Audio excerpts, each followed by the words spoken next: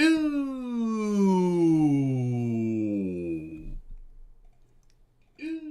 Oh, God. I ruined my joke. You ruined your own joke. I know I was going to do a whole, like, in space, no one can hear you talk thing, and then I was going to turn the comms on and... But you left the sound on. Welcome to the Expanse, the nerdy. The wordy. The book club. After spending, like, a year and a half watching the TV show because of the actor strike that made us split it up. Yeah. We are finally covering James S.A. Corey's novelization of the show. I'm sure that's the order it went in and not the other way around. Yeah, definitely, yeah. He was like, man, that's a good show. I should just write that story. That's usually how that works. This is a big book for a 1-week book club. Yes, it is. That was a difficult... it was hard to get through this. Not because the book wasn't good. No. She was chunky. We did not have a lot of time this week. No, she was chunky, and we were at a cabin. With, like, 7 other people. Like, working for 4 days, so... This was difficult. It's also difficult to put down, because, goddamn, this book... slaps. If you're like... I wonder why they made a TV show out of this. I'm going to go in and read it. About 3 chapters in, I was like, oh, I get it. Yeah, I understand. Oh, honestly, man. the fucking, like, is it a prologue even, or is it chapter 1? Did they call it prologue? I can't remember. Like, the first 5 minutes. Yeah, Julie. Yeah, it was like, damn. Like. Oh, the line, the opening line of this book. Can we just start there? The scopuli had been taken 8 days ago, and Julie Mao was finally ready to be shot. Yeah. Boom! Yeah. I know. It's like, all right. Boom! I was like, oh. I'm here. Oh, fuck. I never thought a book that talks so much about men's testicles, non-sexually, would be interesting to me. Fair. And yet here we are. Yeah. That's a real true testament to James's work over here. With very little hyperbole, this might be the best science fiction book I've ever read. Yeah, for me personally, it's definitely the most enjoyable one I've ever read. This is the only science fiction book you've ever read. There's no dragons, there's no magic. Clarus hasn't read it. Dune is science fiction. Oh, baby. I literally turned this down. Double noise. I literally the rare I double turned noise. It down. There is no James though. Huh? James. We found the James. Wow, that light's really reflect. I know, yeah. They're so bright. No, it's a great book. I don't know, actually, is Dune considered science fiction, or is it like I consider that science fantasy, personally. Yeah. James S.A. Corey is 2 people. Oh, I thought the second author joined on later books. That's really interesting. Oh, okay. Well, good for them. Yeah. That's so fascinating. I thought that was for the show. For some reason I thought it was 2 guys that worked on the show. I didn't realize that there was 2 guys that wrote the book. I knew there were 2 authors. I thought that one, I saw James S.A. Corey and I was like, oh, someone's going to join later. Okay. Gotcha. Very cool. Well, you know what? They crushed it. Well done. Before we get into the show today, we don't have a sponsor, but I just want to say, hey, if you're in the United States, you're participating in the nationwide general strike, good for you. And as someone who doesn't live there, really, really hoping you win. Yep. Yeah. They arrested Don Lemon last night for being a reporter. So things are going great. Yep.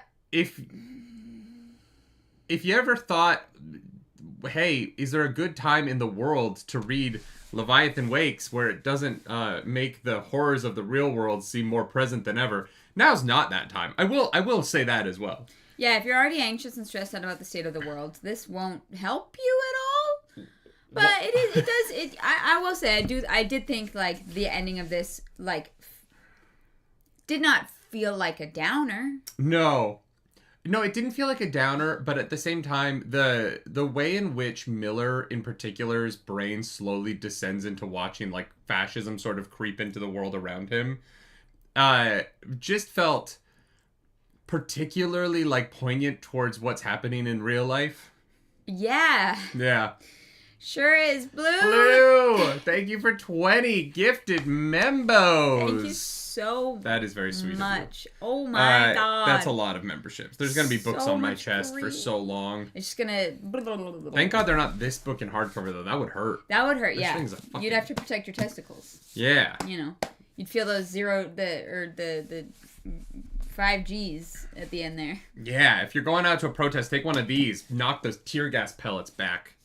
Could you imagine you just make yourself fucking riot armor with these books? You're just reading the Expanse novels. And Way of Kings just strapped to you. I think you'd be pretty protected, to be honest. I think you'd do okay.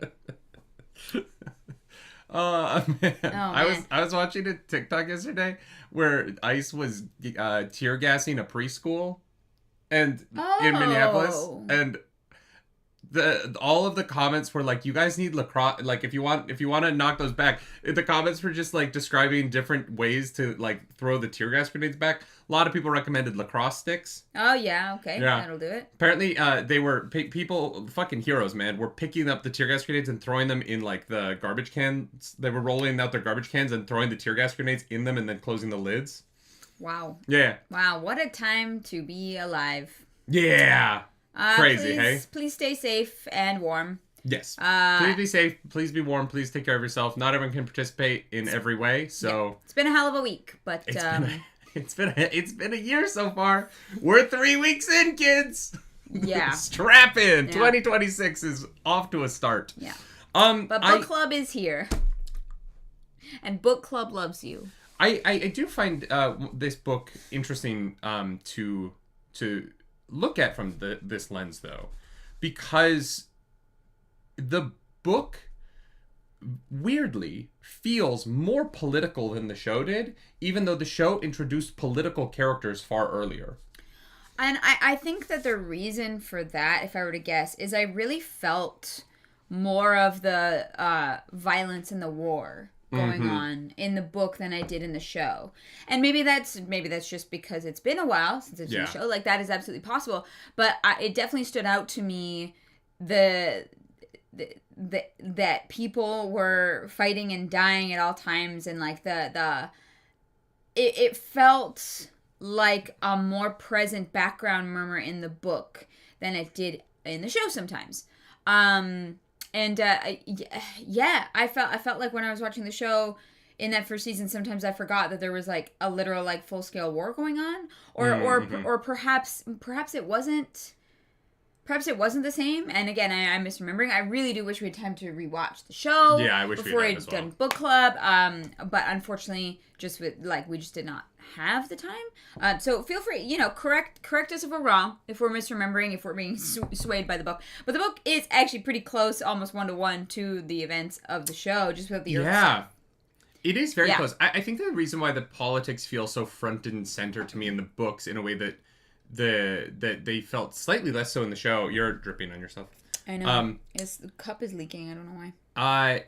Is Miller's inner monologue is such a fascinating, throughout the entire novel, the way that he is constantly engaging with the problem, all of the problems, right? And his awareness of the political situation in the belt, and the way in which he and Holden come to blows within their sort of worldviews, is deeply, deeply fascinating to me. But I think does weirdly a better job of framing the political strife within.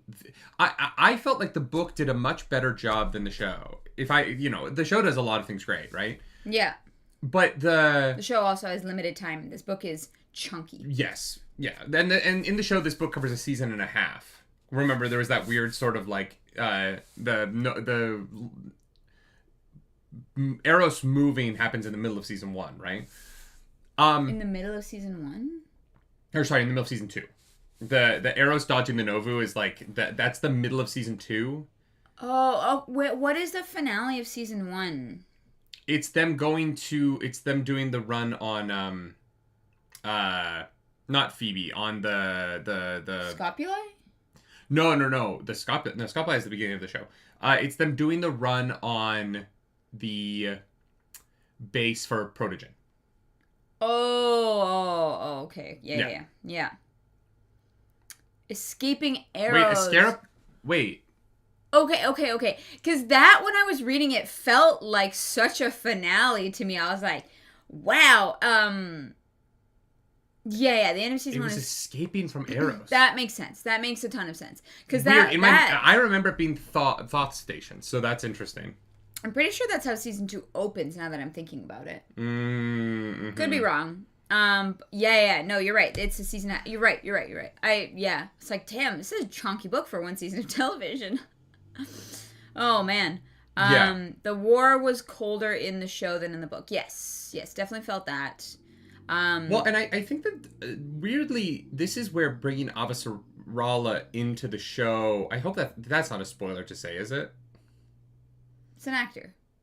No, it's not. That's a character. It's a person that bringing in that POV early. Mm-hmm. I'm just gonna say that this is spoilers for season 1 of the show as well. Season 1.5 of the show. We're gonna try. I'm not gonna spoil anything that happens in the show. This will be the only comment I make on this. Bringing in that particular POV early allows for us to see perspectives on the war that make the war feel less claustrophobic around the belt, because there are people outside of... Because this book is so tightly contained with only 2 POVs outside of, obviously, the prologue and the epilogue. Yeah. The war feels like a disaster that is happening to these people. And the way the show introduces some of those POVs early, that I'm sure we will get in later books, those characters that we'll meet later, you feel like there are a ton of people outside of our characters trying to stop the war in a way that changes the way the war feels, because there are other good guys. Whereas in the book, Earth and Mars truly just feel like problems in a way that I think is a really fascinating choice. Yeah. Right? The Earth and Mars, like, relationships to our characters matter to them because they love this. Yeah. Right? Like, Alex loves Mars. Yeah. And Holden loves Earth. And they don't want those places to be hurt. Yeah. But there's nothing they can do about it, and it doesn't feel like those people are doing anything to stop the war. Yeah. And so the war feels like this apocalypse that they can't do anything about. Yeah. Even though it is kind of their fault, because it's like, the book is really explicit, like, Holden, you did all of this. Holden, you fucked up. Your idealism is for a better world than the one that we live in. And so the show having these other perspectives outside of the main cast of the book allows for the show to have these moments where you're like, oh my god, if these characters could only talk, everything would be fine. Yeah, there are other good guys. Which does lower the stakes, in my opinion, just a little bit. I think that's fair, yeah. Whereas here, like, the Rocinante feels like... There's so many chapters where they're just on the ship, looking at screens, going... those people just want to blow each other up, and I really wish they wouldn't. Yeah. You know what I mean? Yeah. And that, to me, really hit home and was so effective. The claustrophobia of their ship, even as they fall in love with it, really, like, sits over the whole book. Yeah. In a way that makes you just... It is a horror. Like, the whole... And obviously there's zombies, and obviously there's disease, and there's all of these elements that are horror elements. Yeah. But the whole book becomes a horror, because even them watching the news is horrifying. Even them, trying not to talk about it when they're eating lasagna is horrifying, right? Yeah. The tension of that seeps into every one of these scenes. Yeah. And on top of that, the book does such a good job of explaining time. Yeah. The thing in season 1 where I was like, I don't really get how this works. Where this took place over like a year. Yeah. Right? Yeah. But the book does such a good job of, like, putting in little benchmarks of how much time has passed and keeping the Holden POVs and the Miller POVs moving forward in a way where their stories are the whole story plays out chronologically from beginning to end. Yeah. And I never felt like there was any wasted time in either POV to keep them in sync. Yeah. The book it's so meticulously plotted out so that every time we switch POVs, it's because chronologically it's the next most important thing that happens. Yeah. And the planning of that is just exemplary.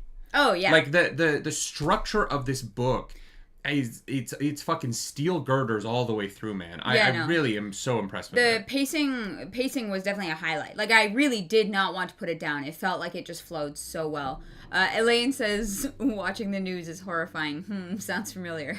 Well, but like, yeah, I can relate to that now. That's what I mean about this book feels very prescient, right? Yeah. Like, this book feels like it is...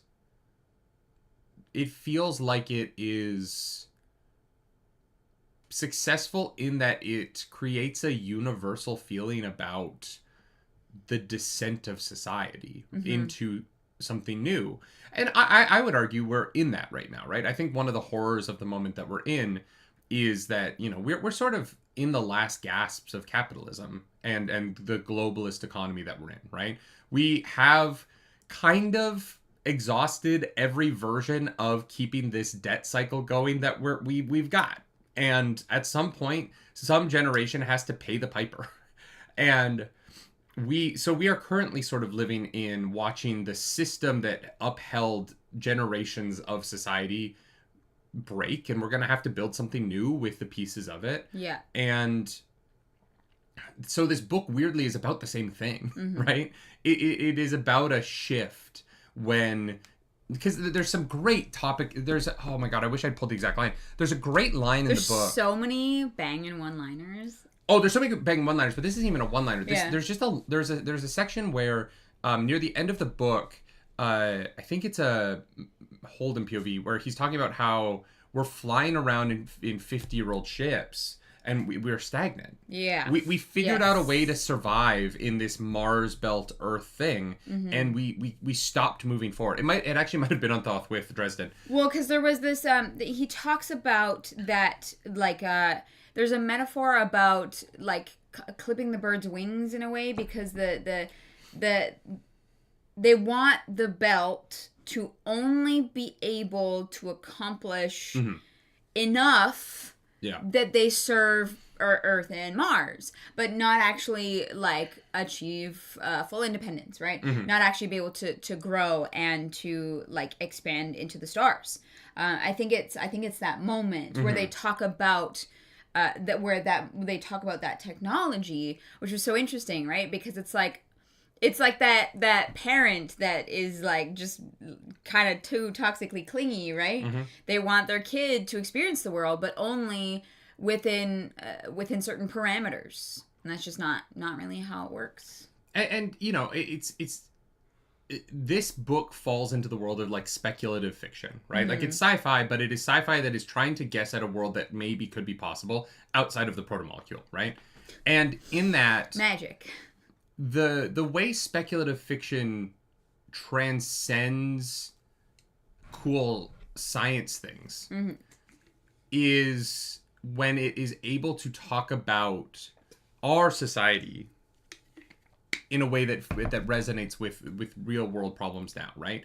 And I think that this is something that certainly the original Star Trek does so well, right? Coming out at the time that it did, having the discussions on race and class and you know, speciesism and all of the sort of discussions the original Trek had. It feels clunky now. Obviously, it's very, very dated.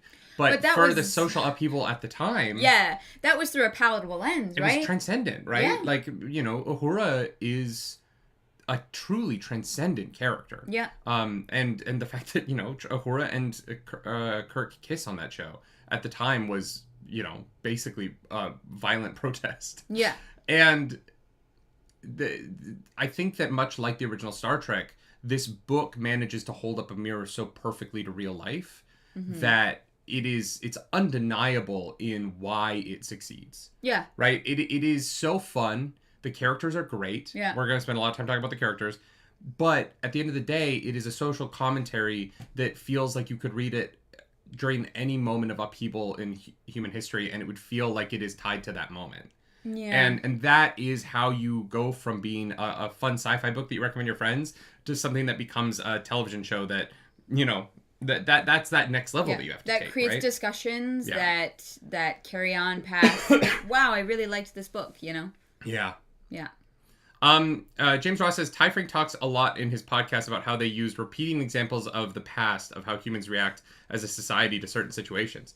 Yeah, I mean, like, the book literally references Hamas when talking about the OPA. It references Genghis fucking Khan, and you're like, wow. Like, it references a bunch of... there were a bunch of references that went over our heads, too. Oh, I'm sure. There was one, we were in the car driving, and the book made a reference that was so obviously a reference that was supposed to mean something to us. And we both looked at each other I should have Googled it. By the end of the chapter, I'd completely forgotten. Well, because now I can't remember what it was, so we'll never know. Blue posted a quote for us in the Discord. Ooh, okay. Bopping over to the Discord. He found the quote I was... thank you.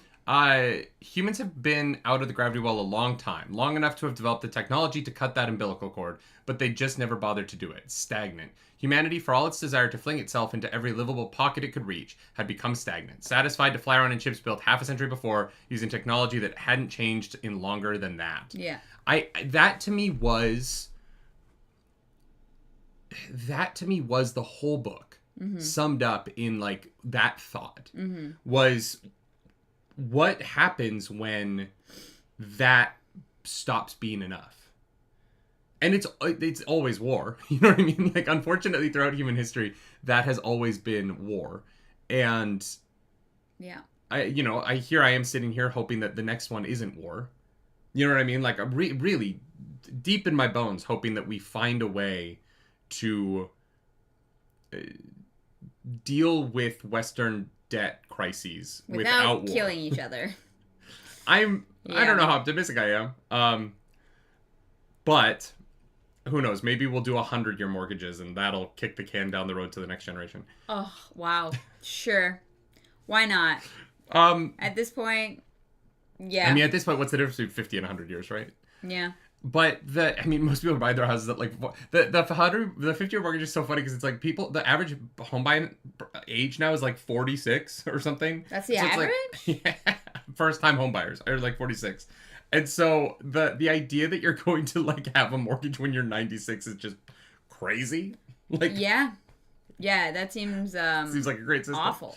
Oh man, Where do you want to start with this book? How do you want to do this? Because I don't think we want to go chapter by chapter because there's 50 chapters. Well, and we watched the show, which exactly, yeah. Oh, let's talk about changes. Yeah. What were the changes to the book that you felt were the most noticeable? So the one that I mentioned already is that in this book the war feels different. Mm-hmm.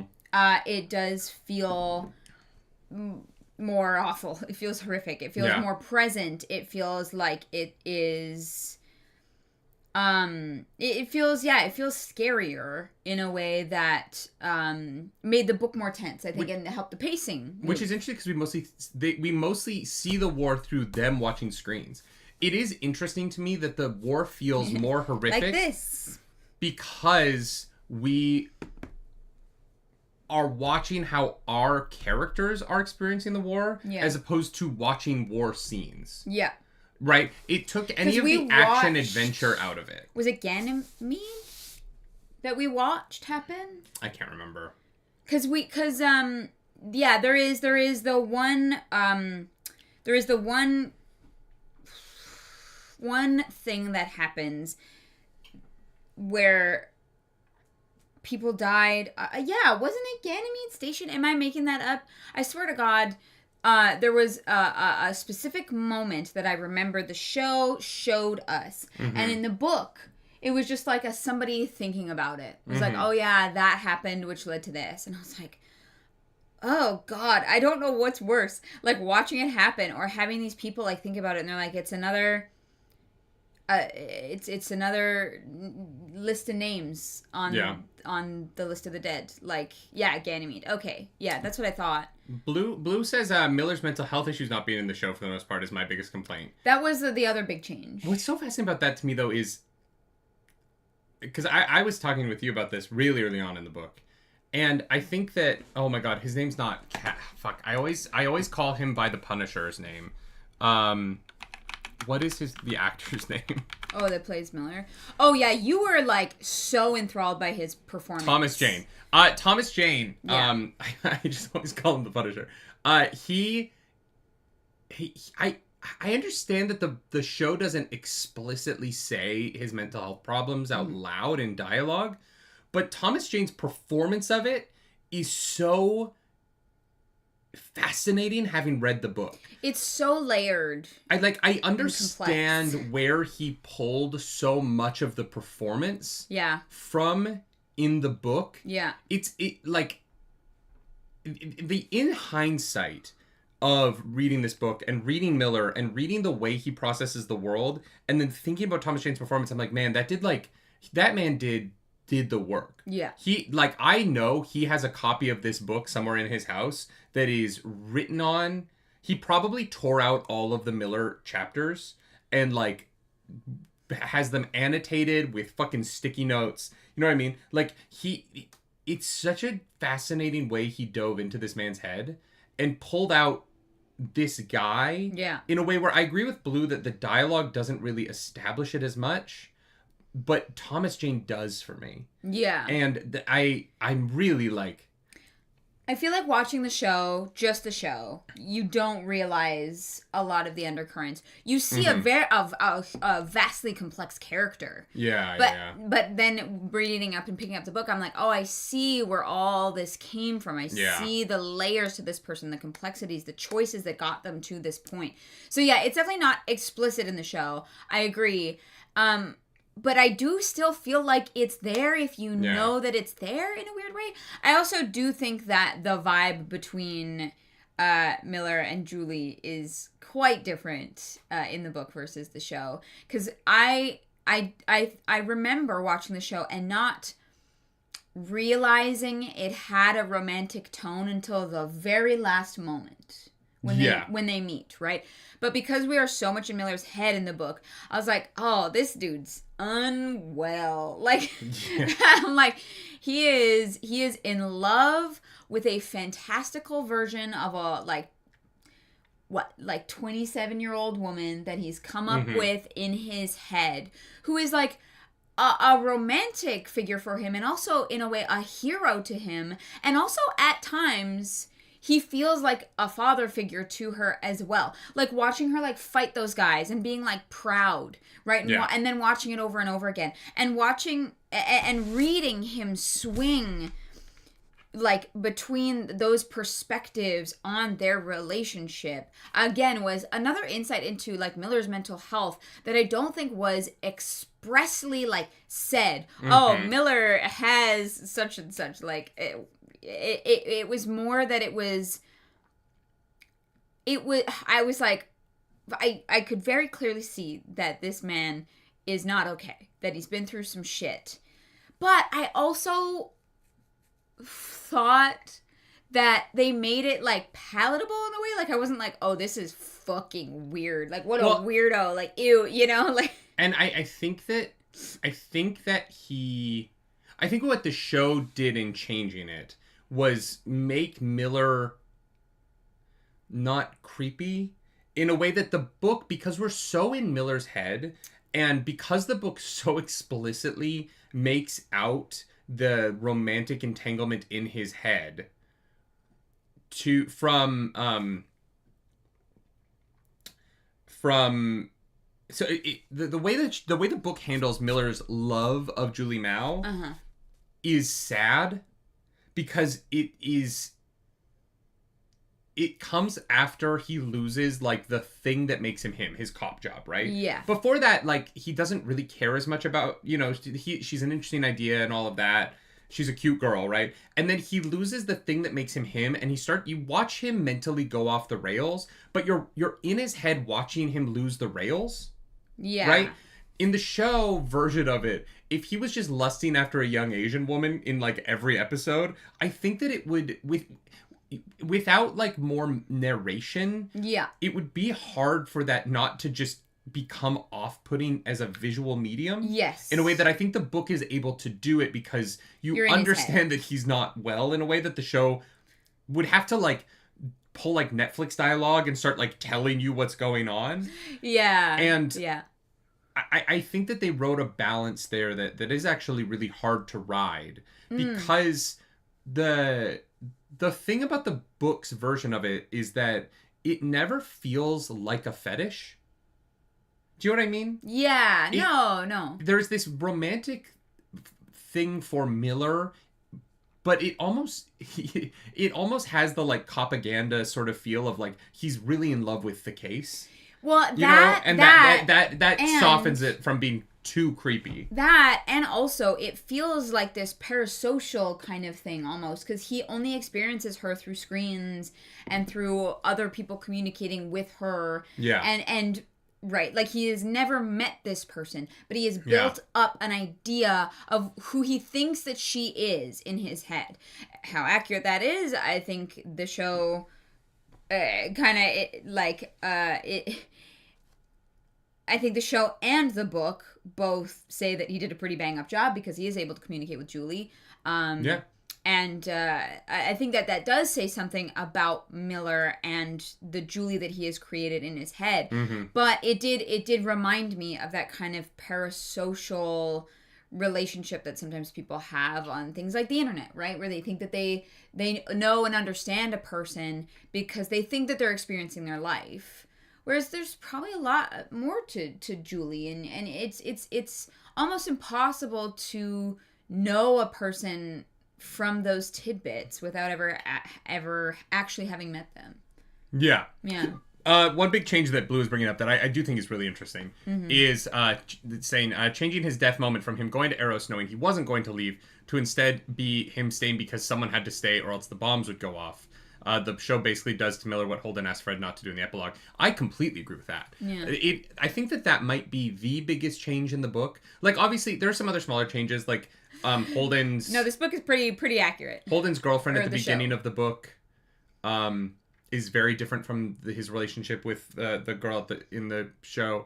I do think that in another, like, changing Ade to make her white is an interesting change in that it does the show version of Holden's romantic relationship. Sorry, I'll get back to what you were saying there in a second, Blue. But making Ade white for the show does take away a little bit of the show's Holden being like having like a type. A type, yeah.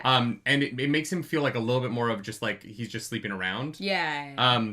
Which is the show is able to or the book version of it brings up all these other women, and so it doesn't feel that same way. But if he was sleeping with one black woman and then she died and then he just starts sleeping with the next black woman down, that would have a different feeling. That visually than it does in the book because they talk about their relationships differently in the book.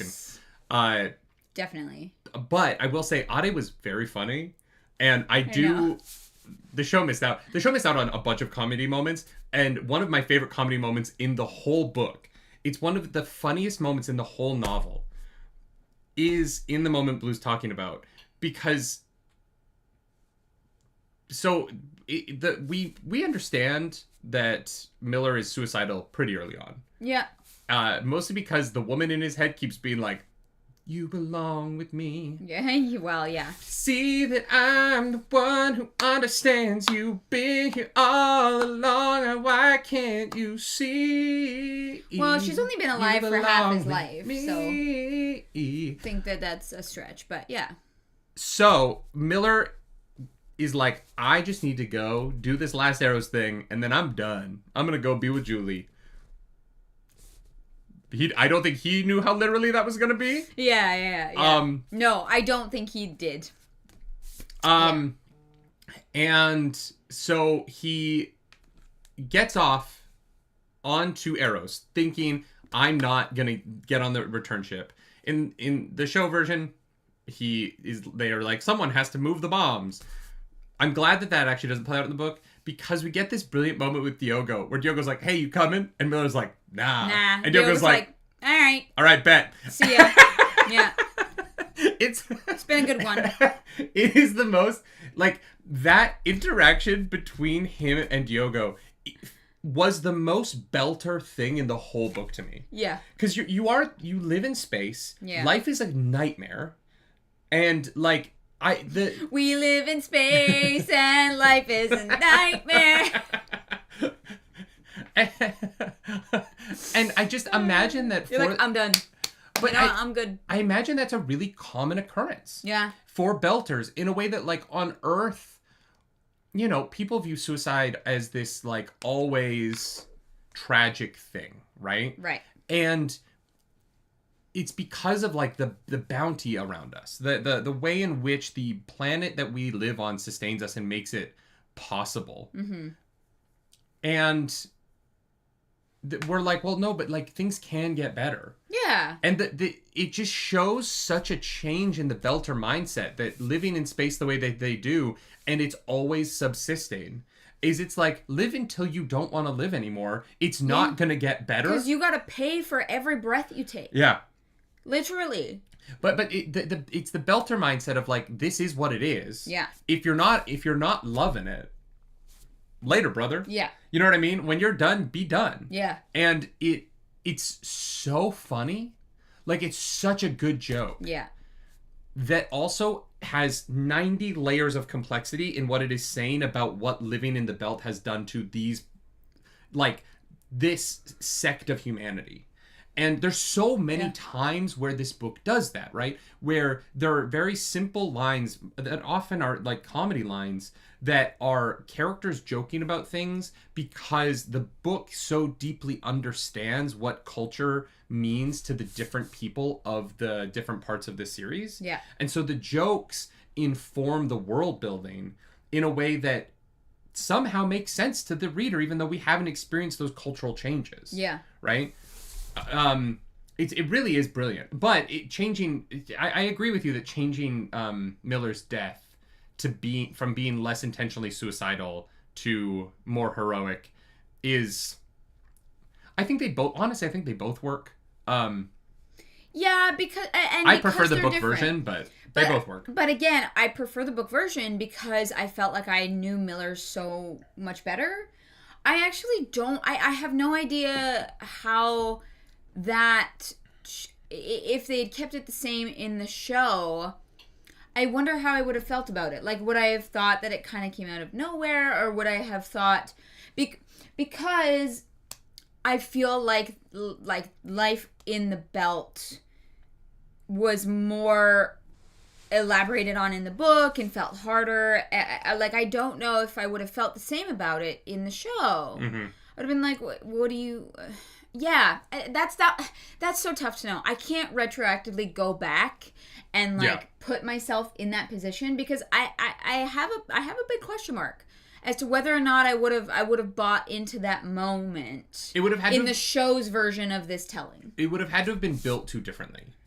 And, like, I think so. That's the tough thing about writing for TV, right? Yeah. Or writing for movies is that when you're, especially when you're adapting something, you really have to consider how you are going to convey the big moments to the audience and what you have to change about the story to get to the visual version of that information being conveyed. Yeah.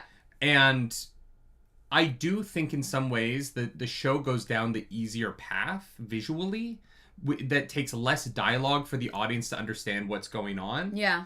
And sometimes that leads to a less interesting moment, right? I think the book's version of his death is the more interesting version. Yeah. But at the same time, I think that the show's version, particularly because it's in the middle of the season, allows that season of television to continue on in a way that does that just has a different, like, arc to it, right? Yeah. And part of that for me is the changing the not having book one be a season of television, but rather a season and a half. Yeah. Leads to some of those changes because you kind of don't want your character to, if they're gonna, like, have a suicidal moment, it's easier to do that at the end of the season than it is in the middle. Sure. Because in the middle of the season, a heroic moment leads to them being inspired to do the rest of the season. Yeah. Whereas if your character kind of, like, dips out it's a different vibe. And I think that I imagine the writer's room spent a significant amount of time agonizing over that and how to get to that moment and what to do about it to make it filmable. Yeah. And because I'm really interested, and I would love to ask the like show writers about the early process of bringing this to television and whether they how much they talked about narration. Because the books are so cerebral. Well, one thing I will say that the book does better than the show is it took me a while watching the show to understand how smart the characters were. Oh, okay. Yeah. The book, it takes almost no time at all. The joke about rocket science is very funny. It's fun, and that joke is in the show as well. Yeah, I know, But watching Holden, who feels very... Holden feels smarter than show Holden to me. For sure. Show Holden is... It's a really good approximation of this, but the show doesn't have the time for them to be as technical. Yeah. But Book Holden's mental processing of Naomi's intelligence set the baseline for what the average intelligence of the characters in the book is. Yeah. Really high. Yeah. In a way that the show, I feel like, didn't have the dialogue room to establish as early on. Yeah. And so from the very beginning of this book, because these characters are so intelligent, and because Holden is commenting on the intelligence and capability of the people around him in the way that the book allows him to, because it's, just his thoughts about people, and it's how the characters are built not through performance, but through Holden's ideas of them. Yeah. My understanding of them as rocket scientists, literally, was more immediately apparent. Yeah. Than I felt like, because I remember it took me until like season 2 reactions to kind of understand what the like intelligence level we were working at was. Sure. And we also spent less time with them because we were doing Earth stuff as well. Exactly. So I think the book, it's so impressive. One of the things I kept commenting on with you was the book is very technical and very, very smarty-pantsy in a way that is beyond me. Mm-hmm. And so there's all of this technical jargon that is beyond my understanding. And then the writers, James S.A. the two of them, the S and the A, they used such brilliant metaphor and small words to take what they said that was really smart and drag it back after the fact to something I could understand. Yeah. Right? There's so much thought put into making sure that the words feel technical enough that the space stuff feels real. Yeah. And then afterwards, pulling the information back from the technicality with metaphor or with really small words. Yeah. So that I am 100% on board with what happened. Yeah. I don't need to know what those big technical words mean. Yeah. Because the book explains it in plain English in such a brilliant way. And yes. I've never read a science fiction book that did that as well as this. Yeah. That made me feel like there's a little bit of like Reddit explained like I'm 5 in this book. That never feels like it drags the book down. It never feels like a pacing issue. It always feels so intentional to allow you to feel like you are engaging in the technicality of the world without the intelligence necessary. Yeah. James Ross says, any technical questions you can think of? One moment, I didn't really have any questions. That's the point I'm making, right? Like, I didn't really leave the book with questions about how things worked because I thought the book did a good enough job explaining it. Yeah. One moment that I think really stands out for me in this is when Eros moves to dodge the Novu. Yeah. The way that it's introduced to us is at the end of a Miller chapter. Miller goes, then Eros dodged. Then it dodged. Yeah. And it was just this simple idea. Like, I was struck with awe, and the space station dodged. And I was like, oh shit, I know what that means. I'm dumb. And then in the following chapter, we get a very funny conversation between Amos and Naomi that is deeply, deeply technical with numbers that I couldn't possibly begin to comprehend. Yes. Yeah. But we got both versions of it. We got the version that makes me understand it. And we got the version of it that Naomi and Amos understand it at.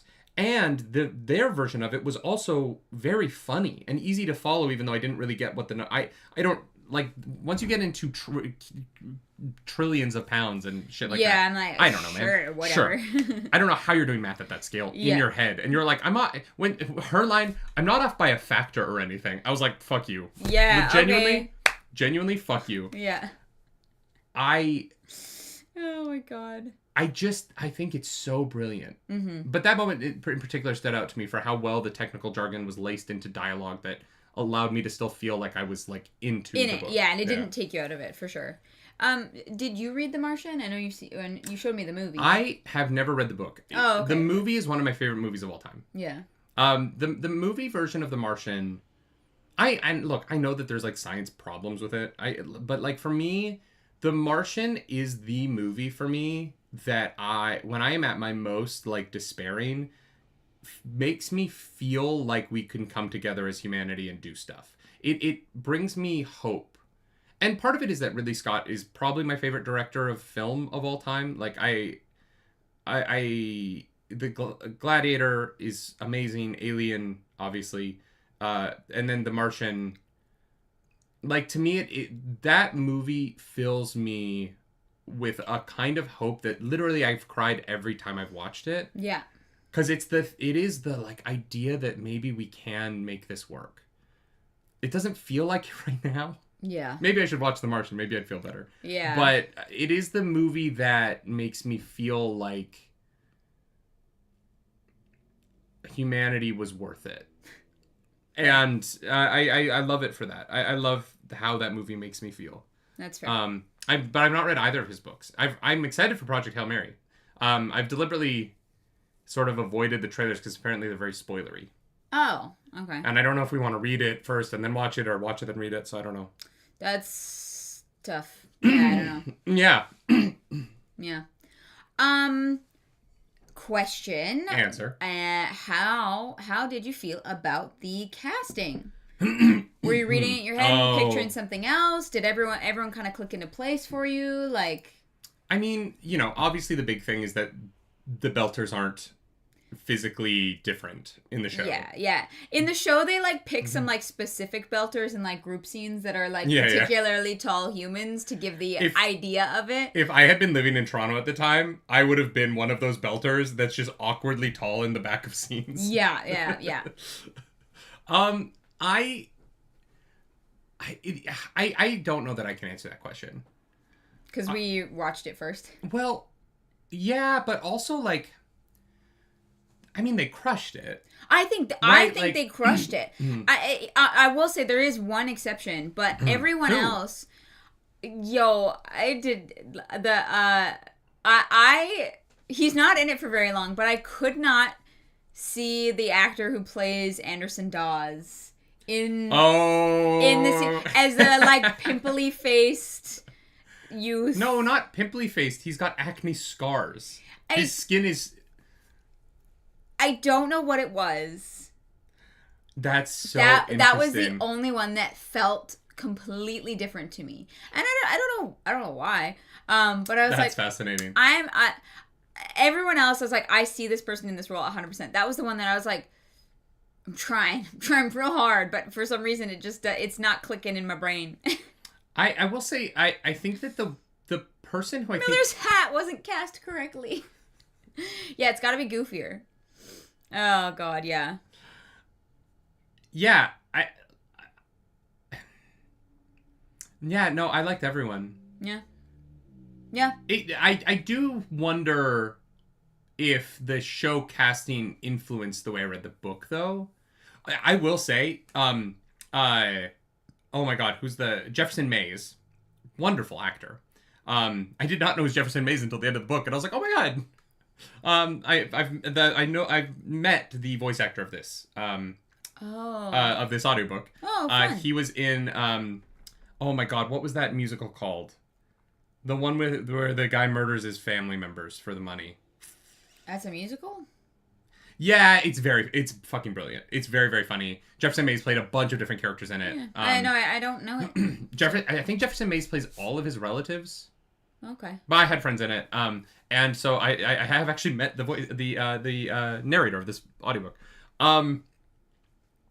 Jefferson Mays' Alex Kamal voice sounds so much like the TV show guy. Yeah. And it sounds even more like the TV show version of Cass Anvar. Yeah. It sounds even more like him sped up. At 1.0 speed, it kind of sounds like him. Yeah. But at like 1.7 speed, Jefferson Mays' Alex sounds so much like the show. Yeah. It's so... The first like chapter of him kind of took me out of the book. I was like, this is like, weird. Did they bring in the dude to do it? Yeah. They just have a very similar timbre. Mm-hmm. And is it the one they're remaking a film of? I don't know. I can pull it up really fast. Couldn't tell you. It's called. I mean, he's so fucking brilliant. Jefferson Mays. Where's his like Wikipedia? There it is. The musical is called A Gentleman's Guide to Love and Murder. Yeah. And I mean, yeah, he was nominated for Tony for it. He was. I've heard it's incredible. Truly brilliant. Yeah. And he's one of those New York guys. He's on all the Law and Order. You know, he's been around forever. Dun dun. But yeah, he's fantastic. Mm-hmm. And so when I found it was him at the end of the audiobook, I was like, oh shit. The guy. That's weird. Yeah, no, the Alex voice is very funny. Yeah, it just sounded like him. It was strange. And in the moments where he like, loses it. So it is a put on like persona that he does. Yeah. Mm-hmm. Which I find very interesting. Well, and I liked the way we learned about Mars in this book. Yeah. I remember when we were and Yvonne says Mistborn movie Apple TV. We haven't talked about that in book club today. Should we do a separate video about that? Or do you want to just bang out our thoughts really quickly here? I don't think it's worth doing it in this live, buried where no one else is going to find it, but... All I'll say is I think Apple TV is the right place for it. Yeah. Or Apple in general. They have the most money, so... They seem to do the fantasy sci-fi pretty well, so we'll see. Apple's I think they have like $126 billion in a bank account, like cash. Yeah. On top of everything else. Yeah. So like if anyone could adapt it, I think it's Apple. And also like they treat their properties well, so. I still don't understand how this shit's gonna not be animated, but. I know, but I trust the studio that's making Severance and Foundation, like, those things more than I would Netflix. Like, I don't trust Netflix with shit other than One Piece right now. If Netflix had picked it up, I would have been like, that's it. It's gonna be garbage. Yeah. Yeah, the casting pretty universally was solid. I think, like, Fred Johnson. Yeah. That was really, really inspired casting. Yeah. 100%. Yeah. No, it was all great. I'm so glad that we did this book. And I'm sorry that it took us so long. We've been busy. But I loved it. I will say, the book version of Holden, much more of a fuckboy. Yeah. I never got fuckboy vibes from Holden in this show. No. They cleaned that up a little bit. Yeah. He's definitely a little bit... And the scene in the book where Naomi is describing how he picks up women was wild. But at the same time, Naomi's like, I know the moment I fell in love with you. And it was, everyone was in this room, and everyone knew that this girl was interested in you, including you, and you never misled her. Mm-hmm. You never were, like, hurtful towards her. It was never, like, a negative thing. You treated her like you treated everybody else in the room. And that's, like, not, like, that's not really, like, fuckboy behavior, even though he does get around. I agree with you. I do find it so funny that she's like, my favorite thing about you is you were nice to that woman. The one that looks like a fridge and has the face of a pit bull. Like, she is so mean to that woman. And then it's like, but I fell in love with you because you were nice to her. The one who's built like a fridge. Yeah, you were an asshole. She's like, you're nicer than I am. Basically, yeah. No, she looks at Holden as like a nice guy optimist. Yeah. I think it is very funny. I mean, the bar is on the floor when you're like, yeah, you weren't a dick to this person. But that feels also very reticent of today's day and age. So I'm like, I get it. You know what? I get it. Richard says, I thought Amos seems more thuggish in the book and not as smart as Amos in the show. That's really? Interesting. Oh. I do somewhat agree with that. I think that show Amos was... Look, he's my favorite character. Yeah. I've made that clear. Yeah. Best boy. I do think Amos is the most different of the main crew between the book and the show. And wait, really? Yeah, I do. I didn't think he was any different at all. I think that Wes Chatham's performance of Amos is far impeccable, more contained and intentional than book Amos, who seems to be a little bit sloppy when he's not. Like, show Amos was like sleeping around and like was drinking, but it never felt quite as sloppy as book Amos did. It's not a huge change, but I do agree some with what Rich Stewart is saying. I just feel like maybe I chalked it up to Amos does not actually get a lot of real estate in this book.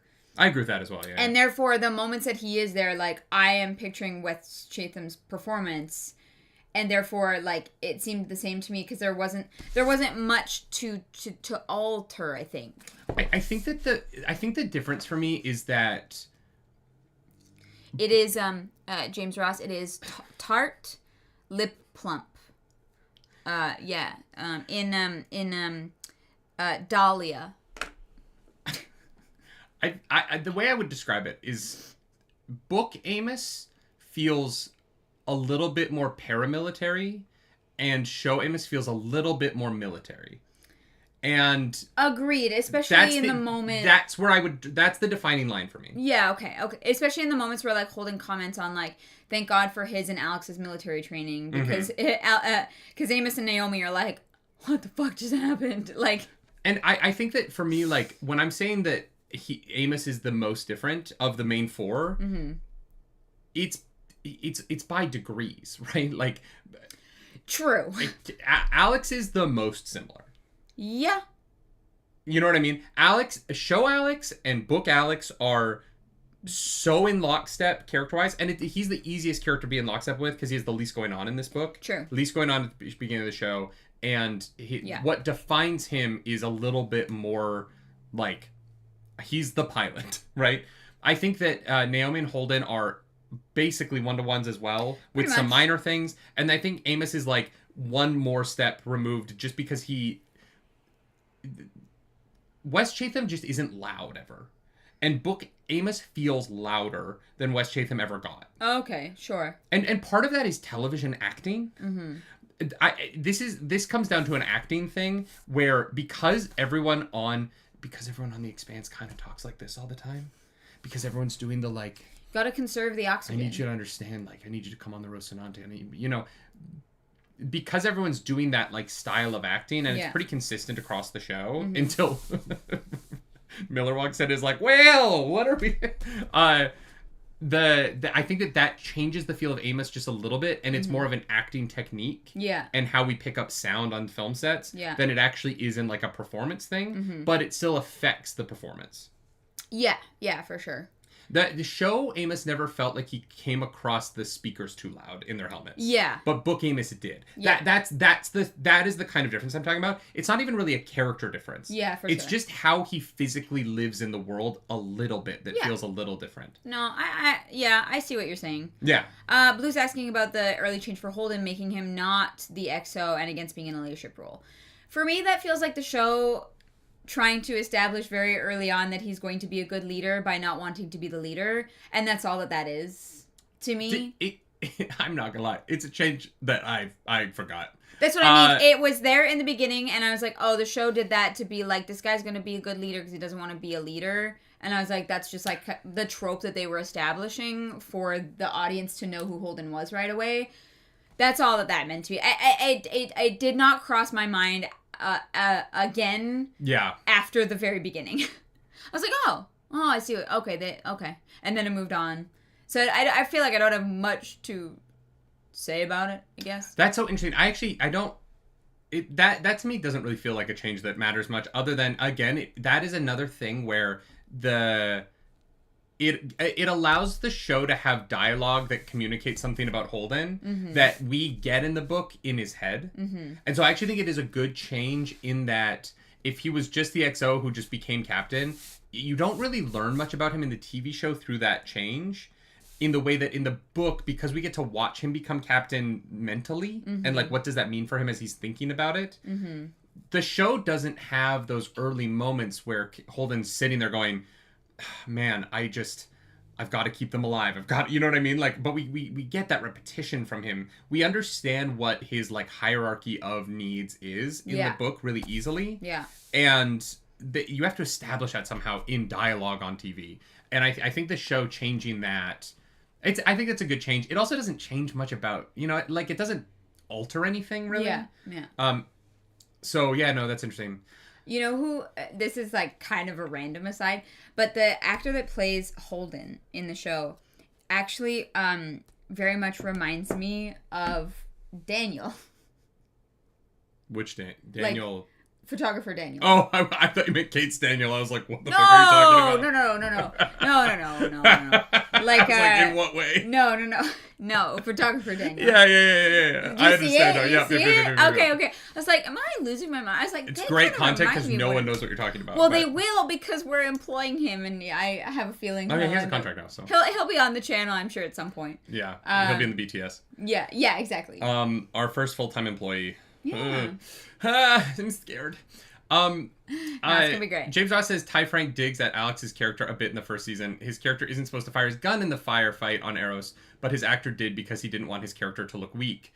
In the book, Alex hides behind the couch the whole time. I agree with that. That is probably the biggest change. I do think that the show that is a change, but in the show's version of it, I think it helps us understand that he's military. Yeah. In a way before we find out. Yeah. Well, we know he's ex-military at that point in the show, but really, I thought we found out we find out on the Donager. Oh, right? Okay. Don't they? In the show, I can't remember when they find out. In the book, they just know. Yeah. At the beginning of the book, right? Because of course you would. The weird thing about the show, in hindsight, is that they don't... or do I have those backwards? I can't remember when him being revealed to be MCRN is on the show. I think in the show it happens on the Donager. The Donager puts him in uniform. Ah! Right. Okay. But if you're like... on a... If you're working on one of these ships and you're tangentially related to the captaincy of it at all, you would know people's pasts. You know what I mean? Like, the idea that, like, they're... Oh, like Holden would know, because he's XO, he would know... Well, but in the show, he's not XO. Exactly, yes. Okay, so that actually does kind of work. Yeah. Yeah, it is one of those changes that I honestly don't feel like matters at the end of the day. Like, if I'm being honest, because it didn't affect my enjoyment of the book or these characters. Well, and honestly, I think that there's an interesting moment, because book Alex knows that everyone knows that he was ex-Martian, Martian Navy. We get to kind of watch him be excited that the Martians are the ones picking him up. So that's the only thing that you kind of lose in the show, I guess, is like there's a like pride in Alex in the book that it's like the Martian ship that carries through to the wonderful moment later in the book where they're all kind of just sitting in the row seat and Holden is acknowledging like, I don't want Earth to die. Yeah. He doesn't want Mars to die. They're both belters. Well, I mean, Amos isn't, but he is. But Naomi and Miller are belters. Amos cares about Naomi, and that's kind of it. And so there's a really interesting element of that where, like, because this book has all of the perspectives sort of filled out. Yeah. We get to that moment, and that moment had a lot of weight when Earth and Mars go to war over Mars, and they start blowing the ships up, and the way they're all just watching this happen, and that they are able to maintain cohesiveness between them, even though they do have these different perspectives, is a really beautiful thing about, like, you know, the cohesiveness of humanity. And God, some of the lines early on when they're talking about staying with Holden just for fucking so impactful. Yeah. The way they become a crew so quickly, but it feels so genuine. Yeah. The book does such a wonderful job of having them stick together for reasons that never felt contrived. Yeah. The faith that the crew has in Holden is so real. Yeah.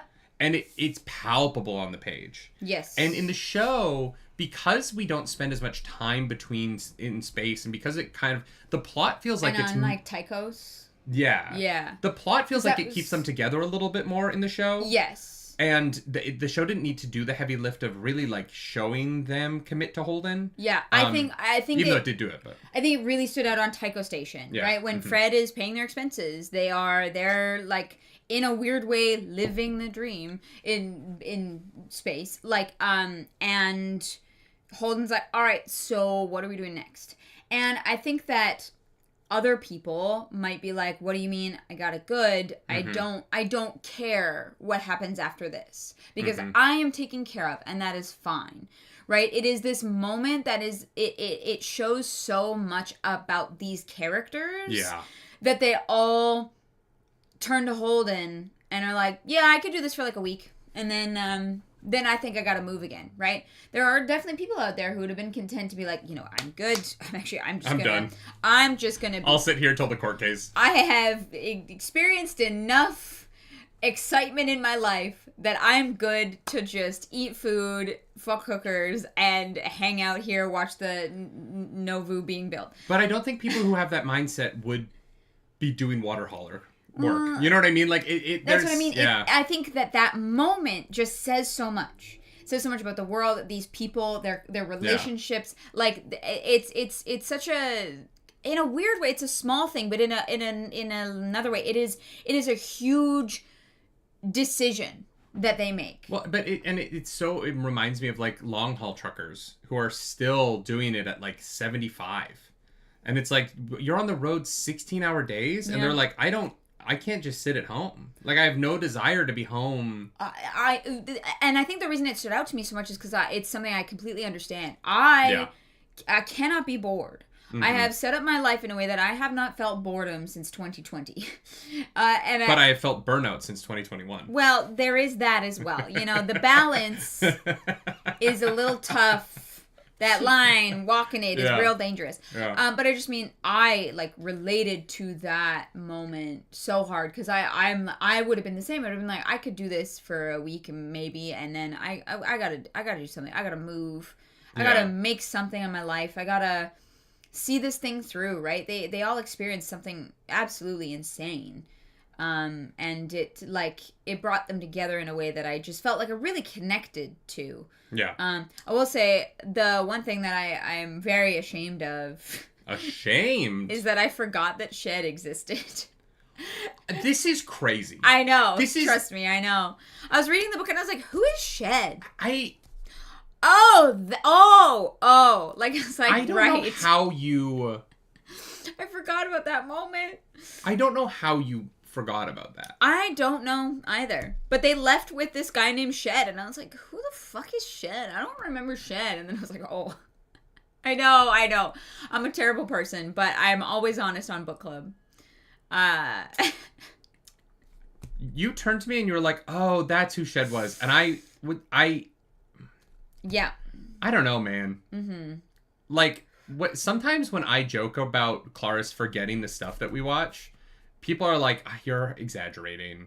She remembers the TV shows that you watch. And I'm like, I really don't think she does. We reacted to Good Will Hunting together, and I was like, I remember the general vague outline of that movie, but I felt like I was reacting to it for like, again, because I couldn't... I want to find something we reacted to, like, years ago that I'm sure you've forgotten and put it on the schedule just to see at what point in the movie you go, have I seen this movie before? Guys, I actually have superpowers because I can watch things for the first time twice.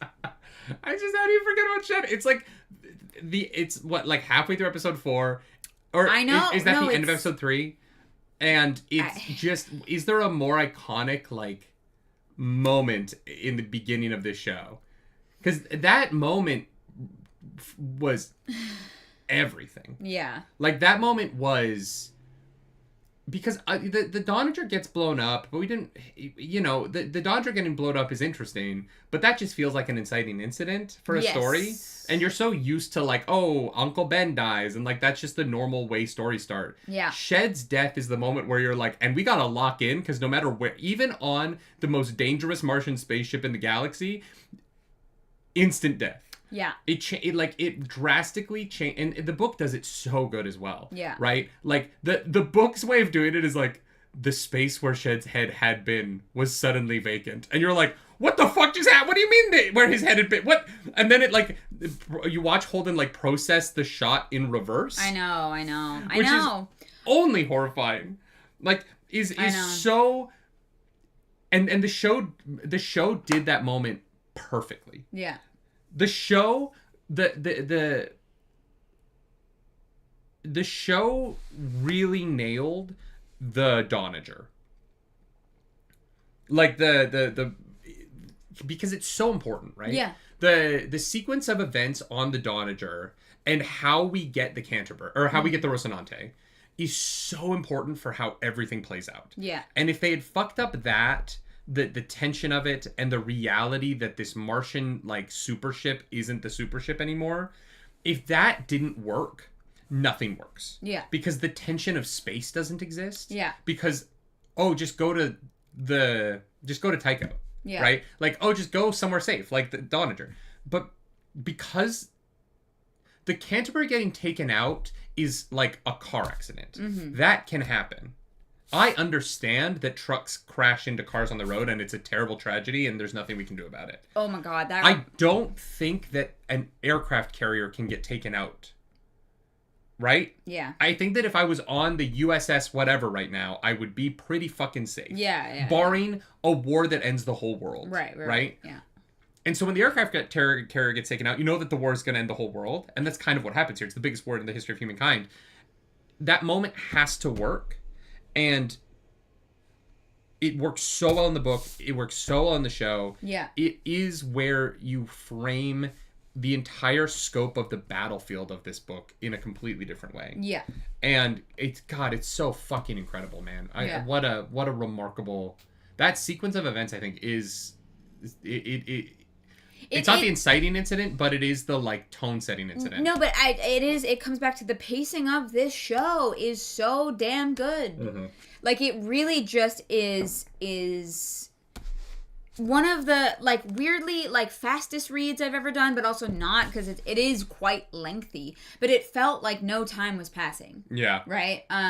We had that hours-long drive. And even though I'd already listened to parts of that already, like, I was like... Yeah, you listened to a lot of this twice, because I was significantly behind you. Yeah, but I loved it. Yeah. I don't know if I've ever read a book that feels like it is like a perfectly like singular continuous story. Like, there's no kind of like dips or any, I don't know what it is, but from start to end it felt like this beautiful complete thing, whereas other books I've read I was like, oh, there's like this moment and then there's like it has ups and downs in the way that I just didn't feel with this book. Like, I was like, I have to finish it, right? Like, and I haven't felt that in a while. So that was, it was nice. James S says, that's the only thing that seems unrealistic, that a flagship wouldn't have an escort.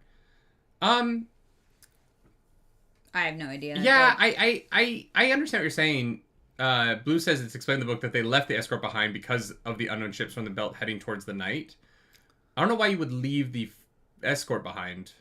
But for me, like, I buy that in that there are ways that we act when you're the big dog and you've been at peace for a long time. And you got the biggest guns. That immediately change. Like, for me, I think, James Ross, the fact that they felt safe to fly without an escort, I think is an important beat of the story in explaining the safety that they feel in interacting with this moment, right? Right. Because they leave their escort, because they hard burn, because they get there faster, it allows for you to understand that the peacetime attitude. Right. And so losing the Donager, no ship is going to leave their escort again, right? Because everything changed. Yeah. But if they were like acting the most buttoned up and there wasn't anywhere for them to change, then that you know, narratively that's a little bit tougher. So I think that there's that element of it that is like, no, we have to establish that the peace at the beginning of this book is real, so that when the peace is broken, and there's not a lot of moments to establish that the peace is real because we get into war so quickly. Yeah, and it is tenuous, right? Yeah, it's a tenuous peace, but it's been consistent for decades at this point. It's been consistent, and Mars has the biggest guns, right? Even Holden says every simulation they run, Mars wins and Earth loses, unless Earth gets real fucking desperate. Except that everyone actually loses, because without Earth, no more Vermont cheese. Yeah. That joke, that, like, the... Best cheese I ever had. Yeah. I want some of that cheese. The idea of paying, like... What's so funny is that a gallon of oil is actually less expensive than a block of Vermont cheddar. So that's not even, like, a space thing. Yeah. Like, cheese is more expensive than oil by weight. That's just a fact. Yeah. Yeah. That's literally just a fact of the world. Have you ever tried to buy a giant thing of Parmesan cheese? Like a gallon? That's expensive. A gallon of Vermont cheddar. Like $1,000, $2,000. Would be like $4,000. $80. Yeah. It might even be more than $80. But a gallon of gas for your car, that shit's like $3.50. $3.75. Math. But when we go down to Venezuela and we get the oil... Sure, yeah. It's gonna be the same fucking price. We should be getting cheese. You know what? We should be getting cheese. That's the more important thing. Yeah. Oh my god. Have you ever tried to barter a guitar for cheese? No. No, I've never tried to barter a guitar for cheese. My guitar's not really worth anything. I have like a cheap, But hey, $109 guitar. That guitar never gets used. The cheese might be worth it. Yeah. I really should learn how to play the guitar. We had a video go semi-viral that I used that as a prop in. Oh, sure. Yeah. It was a good prop. That's fair. We have a guitar that I've had for 12 years? 21 years. You had that in Calgary? Yep. How did you get it here? You just shipped it? No, I had it in New York. Yeah, I know. Yeah. How do you get it from Calgary to New York? A plane? Oh. Took it with me. Of all the things you could have brought. I was going to school for musical theater, and I thought it was going to be I was like, oh, I'm going to need to learn this. And then I never did, and I had a guitar with me for 10 years in New York City that I never learned how to play. Does anyone want a guitar? Oh, I've literally had that guitar since Christmas my junior year of high school. So I've had that guitar since I was 17, so 25 years? 26 years? I don't think you can do math right. You are not in your 40s. 17 years. Yeah. I might be bad at math. Oh, I've carried that guitar. I've literally carried that guitar for... Yeah, I've had it with me for over a decade. Easily over a decade. 10, 11... 16 years. I've had that guitar for 16 years. Yeah. And I've never learned how to play it. But I have brought it with me. It was a gift from my mom that I've always been like, I'm going to learn. Like, eventually I'm going to learn how to play this thing. Yeah. And I never have. I feel that. I mean, I had my dad, ship me my old guitar because I was, convinced I was going to learn it. And then we sold it to that girl. Oh, that's right. Yeah, because we didn't need two guitars. I know. And it was this pretty, blue guitar. It was, a nice guitar. And I was like, someone actually can use this. There was a point where we owned 2 guitars, and neither of us could play them. And neither of us played them. I knew how to play Boulevard of Broken Dreams and Country Roads Take Me Home, and that was it. Those are the 2 songs I learned on the guitar. I can play Brown Eyed Girl. Oh, yeah. Because it's like 3 chords. Fair. But I get fucked up on the bridge. I really can't. I can't figure out bar chords, and it's the thing. I always like practice chords. And I'm like, oh, I'm kind of getting it. Time to play F, and then I can't. And it's. Yeah. I used to be pretty good at Guitar Hero. Yeah. Yeah, that was a good time. I miss Guitar Hero. Nerdy can learn it with all the free time and pulling back on projects this year. Yeah. No, you got a book to write. No free time. The problem is this book's so good, I'm like, I can't write. I'm a bad writer. You're writing a smut book, not a political space This is novel. smut. No, it's not. This is smut. No, it's not. Holden and Naomi fuck like rabbits. Once they start start but it was like, they had sex, and you're like, oh, okay. Like, we did, that's all we get. That is not smut. How dare you? That's pretty hot. That is it's hot, but it's like the tamest, like, and then they had sex the next morning again. And then we fucked some more. Yeah, I was like, okay, good for you. Show it, you coward. So Naomi and Holden's relationship in this book is wonderful. And the faith he has in her is fantastic. I love everything about all 4 of them, the main and Miller. Like the 5 of them are all great. But their first conversation when she's like, I will go back to your room with you whenever you want. But don't fuck me because you love me unless like you mean it. And Holden's like, cool, I'm gonna be real awkward then. And then she's like, you didn't... I would have fucked you at any point between then and now. And he's like, you made things awkward. She's like, well... Like, she kind of had to make the next move. But her next move was to be like, why haven't you made a move? And he was like... It's like, because I actually like you. Yeah. Yeah. Well, and she doesn't quite believe it, which I do understand. Oh, 100%. Right? Yeah. And you know... We have the advantage it's complicated. We have the advantage of seeing inside his head and being like, God damn, this man is obsessed with Naomi. Yeah. Yeah. He thinks about her even like all Miller is the like time. You good, bro? Like the thing I love about Miller is that he is this like divorced 50-year-old man who just loves love. Yeah. Like, Miller just wants... He is a romantic. Miller would love heated rivalry. Sure. Like, Miller just wants people to get together. Sure, yeah. Yeah, 100%. Yeah, your smut novel is not going to be as good because you're not working directly with George R. R. Martin. So, you have that excuse. Yeah. Yeah, I know. I'm just worried it's going to be bad. And then I'm going to get roasted on the internet because people will be like, you dared... I'll tell you if it's criticize Wind and Truth, but meanwhile you put out this dribble. I'll tell you. And I'll be like, yeah, you're right. I'll tell you. I take it back. Wind and Truth is great. Well, we'll best keep book ever. Writing it until you're happy with it. That sounds miserable. No, I'm gonna put it out and be like, I'm done with that one. Moving on to the next one. Moving on. I'm gonna write an actual. I'm gonna put it on Amazon for 99 cents and then move on with my life. Great, love it. Yeah, nerdy Chuck Tingle collab. We need to read a Chuck Tingle book. Apparently. We need to read the one where she fucks the door. That Chuck Tingle? I don't know. Mr. Kite, I'm not writing Tusk Love 2. Someone else, what's her face needs to write it, because Tusk Love 1 was she did such a good job on Tusk Love 1. I can't remember the author's name, but... Starts with a G, I'm pretty sure. And Bryce says, I'm assuming yours will be shorter than Wind and Truth. Actually, no. Fucking better be. It's going to be longer. Oh my god. And that's why I'm selling it on Amazon, because there is not a binding process that could turn it into a single book. Wow. Yeah. It's going to be impressive. When is that coming out? 2052. Oh, okay. Yeah, that checks out. Yeah. If you write a page a day... That'll probably get you there. Yeah. Yeah. 2052, that'd be... Oh, we don't have to 20 do that math. Yeah, it'd be a lot. It'd be a lot. So... Holden and Naomi. But, no, I think that, like, she had to make the move the second time. Because, like... And I think she realized it. She was just giving him shit, you know? Yeah. Right? But there is an element of, because he is her boss...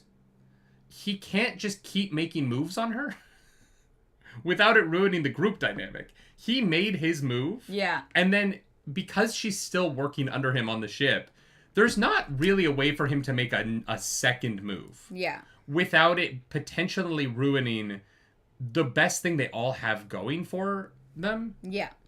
And so that to me was...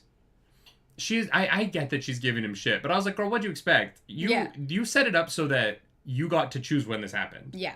Like, you very seemingly intentionally set this up so that you got to choose when this happened. Yeah.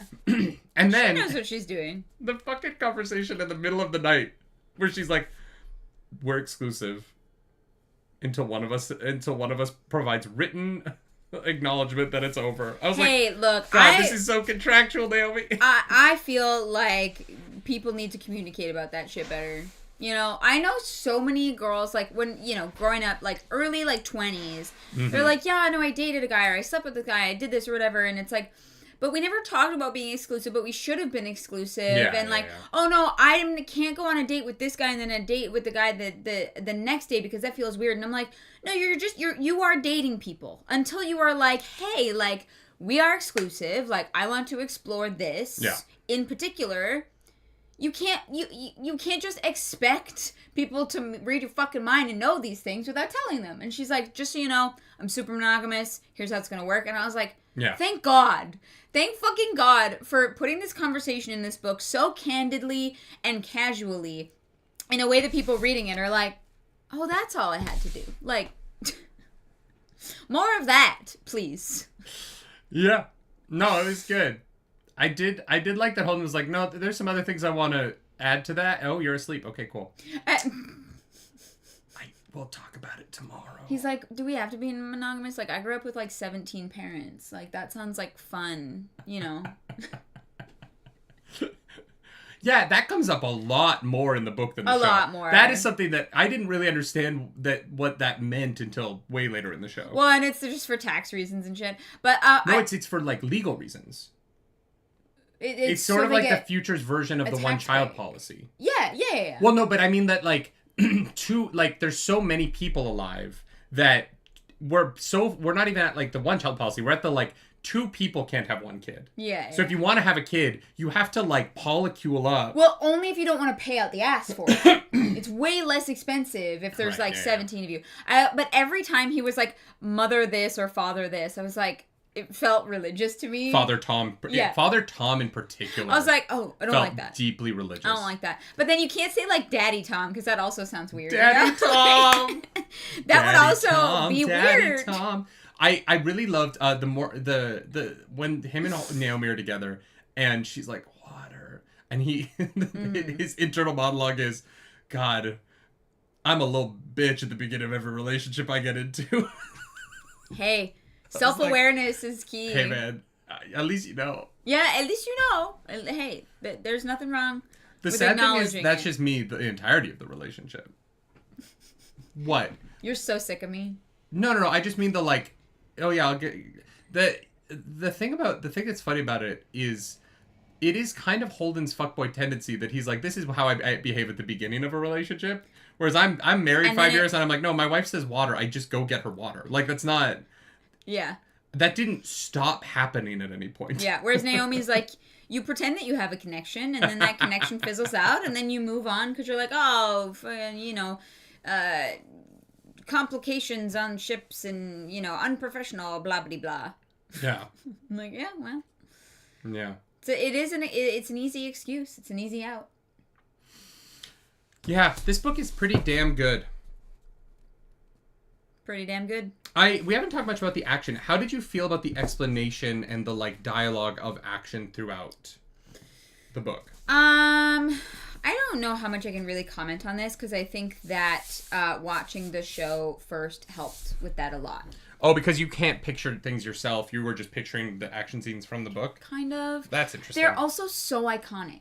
The way the ships fly, the way the guns shoot, like everything about it, even the sound of the fucking mag boots, right? Yeah. When they talk about it. Everything from the show in that regard is so iconic. I really couldn't detach the book from the show in any way. I was picturing what I already knew, because again, that's easiest for me. I find it hard to construct something from scratch. And so I loved it. because I thought it was great and I liked it in the show and therefore I liked it in the book. Yeah. But I can't really comment on the book action outside, like I cannot disconnect it from the show. Yeah. For me, I think that one thing the book does really well with the action that feels very different from the show, because the show made the action feel very fun. The book makes the action feel very not fun in a way that I find really like the right choice, given that the book reads so much like a horror story. Oh, it is definitely horrifying. Yeah, and like there's descriptions, or because we never see the combat from the outside of the ship. It's never like all the ship combat isn't described from the point of view of what the ship looks like in space. Yeah. There's no like monologue of Holden being like, and then the Rocinante banked right, it's barrel rolling over the PDC. You know what I mean? It's always like, and then my testicles hit my chest as I felt my chair and the stiff gel jerked to the right. Gravity changed, and all of a sudden the contents of my lunch were threatening to come out of my spleen as I watched Naomi's monitor.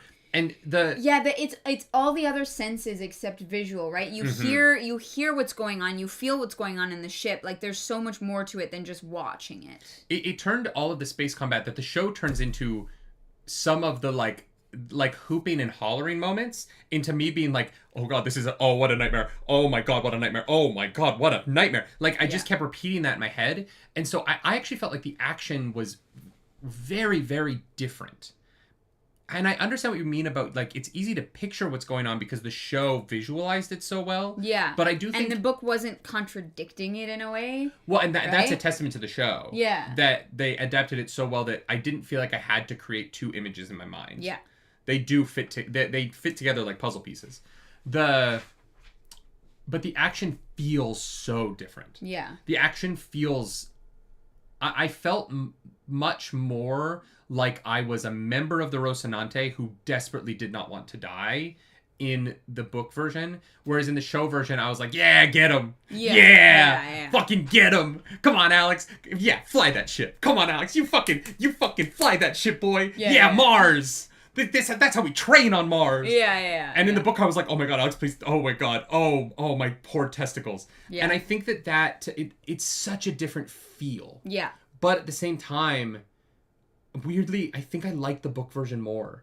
Because it feels tonally like it adds to the complexity of the belt and what they live through. It feels scarier. Yeah. It does help. The tension is high, and being inside this fucking metal tube and things happening outside of it, like experiencing it through just those other senses, I think is really unique and interesting. And I love them both. I think it's hard to just not visualize the thing that I have already seen, but I did feel emotionally different, because you're right, it did feel more horror-esque than it did on the show, for sure. And Marcus McDermott brings up the come down from the amphetamines being pumped in during battle sounds horrific. Awful. Like they go through the high of the fight, and then their bodies just get decimated by drugs. Yeah, I'm like, that's disgusting. Wild. Because we're not doing a full book recap, chat, I do want to invite you to start asking questions or thinking about them and just throwing them here in the chat, because we're not doing a separate book club for that. And if you do have anything, I do want you to get that in now, in case anyone's like, oh, I'll wait for the Discord. If there's anything you want to talk about specifically, if anything is maybe spoilery that we can tack on at the end and ask people to leave if they haven't gotten that far yet in the show, then we can do so. I just wanted to throw that out there to like get you to start thinking about it now. Blue, you can do that at the end. At the end, we'll say... Yeah, ask your question at the end of book club. We'll say there will be show spoilers at the very end, so that people can dip out if they would like. James Ross says, when G-forces are just as deadly part of space as the vacuum outside. I agree with that. It's one of my favorite things about Top Gun Maverick, is how much that movie gets into the like way in which fighter pilots on Earth have to be able to withstand G-forces that just you'll just die because you'll get knocked unconscious, and then you're flying a plane and you're unconscious because you turned too hard. Yeah. Right. The one thing that the book doesn't do constantly, which I appreciated, is when Naomi and Holden are having sex, he like describes the scar on her lower back, but isn't also like, I ran my, because it would have been a little weird to me because they would all have them, but like I ran my hand up the like holes that have been the scabs on her back where the needles are constantly ripping your flesh open. Right. Like your back everyone's back in this world would look like fucking the guys who are on too many steroids at the gym. We're just pockmarked, right? Like you have needles just consistently, and there's no way you're lined up perfectly every time. Yeah, I guess. You know what I mean? Sometimes they hit the juice like twice in a day, but they've been getting on the juice for, even if just the water haulers, which isn't just the water haulers, because this would go back to the Navy days for Holden and Alex. Like they've probably been stabbed by 12 needles 600 times in their lives. You know what I mean? Like that shit's crazy. Your back would look like a fucking insane pockmark shit going on. Yeah. James Ross says, you think there would be a surgically implanted port. That would make sense to me. It's expensive though. True. I think that like that would make sense for me in like higher military or like wealthy, like on Julie's ship, right? Mm-hmm. Her on the Razorback. Something like that would like for rich people would make sense. But that all that shit costs money. Mr. Kite says, I do like how belter tattoos are to cover up scars caused by their suits. Oh, 1,000%. But you don't cover up the good scars. You only cover up the dumb ones. Sure, yeah. In the show, doesn't it come up and like hit their necks? Am I remembering that right? Isn't it a thing? Don't we see it? Because didn't they make it like a neck thing because we needed to see it? I think so. Because otherwise, it would have that you wouldn't have any idea what's going on back there. Yeah, that sounds right. Holden, Rich says, like Holden has for his anti-cancer meds. It is interesting that in the show, they give them the patches. Because in the book, they have to take pills, which is crazy. Yeah, that's rough. Can you imagine having to take pills constantly like that? I know a lot of people do. But like, in the future, you'd think they would automate it. We've automated like insulin diabetes things that you just like have on like. That's true. We figured that out in 2020, probably 2020. I don't know when those start. Those probably are older than 2020. They're like, oh no, there's the plastic like detector ones that have been around for a while. But when they're like, oh, gotta take, because I'm so musical theater pilled. When Holden and Miller's things go off at the same time, my brain immediately went to the scene between the La Vie Bohèmes and Rent when Mimi and Roger have their AZT alarms go off at the same time and they have to take their AIDS medication. Right. AZT break. Oh my god. I should tell you. Anyway. What a show. I was like, oh my god, is this are Miller and Holden gonna fall in love? Are they taking their medication together because they're about to fall in love? That would have been weirder than Miller and Julie, that's for sure. Skepcat says, so Epstein Drive. Unfortunate name choice. Oh. Yeah. Honestly, yeah. I didn't think about it. You didn't? Oh, I immediately read the book. I was like, oh yeah, I forgot it was called the Epstein Drive. Ooh. That's rough. Yeah. I mean, look, here's the reality. There's a bunch of Epsteins, okay? Yeah. There's going to be Epsteins in the future. There's probably some Epsteins out there changing their names, being like... Yeah, no hey, babe, no when relation. we get married, I'm taking your name. Yeah. No relation. It's a fairly common last name, though. I guess. I've never met anyone with it. Yeah, I guess I haven't met anyone. But, like, there's got to be a bunch of Epsteins. Probably. I feel like there will be less in the future. Yeah. People are gonna be like, nah, I'm not, don't want to associate. No connection. It's sort of like anytime people start naming their kids after a character in like a book 1 of a series, and then that character does something really bad in book 3, and you're like... All the people who name their kids Daenerys are like, oh, whoopsie. Oh, James Ross says it's like Isis and Archer. Yeah, that is one of the wildest... I knew a girl named Isis, yeah. Yeah. Yeah. And I remember, like, the first time she introduced herself, I was like, oh. Like, I was like... Oh, yeah. Uh-huh. Moash. Yeah, if you named your kid Moash after Way of Kings. Yeah.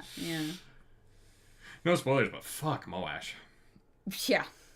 Yes. Yeah, it's unfortunate. Embry says I have to take a pill for a pill a day for half the year because of allergies. I think daily medication just become part of life as you get older.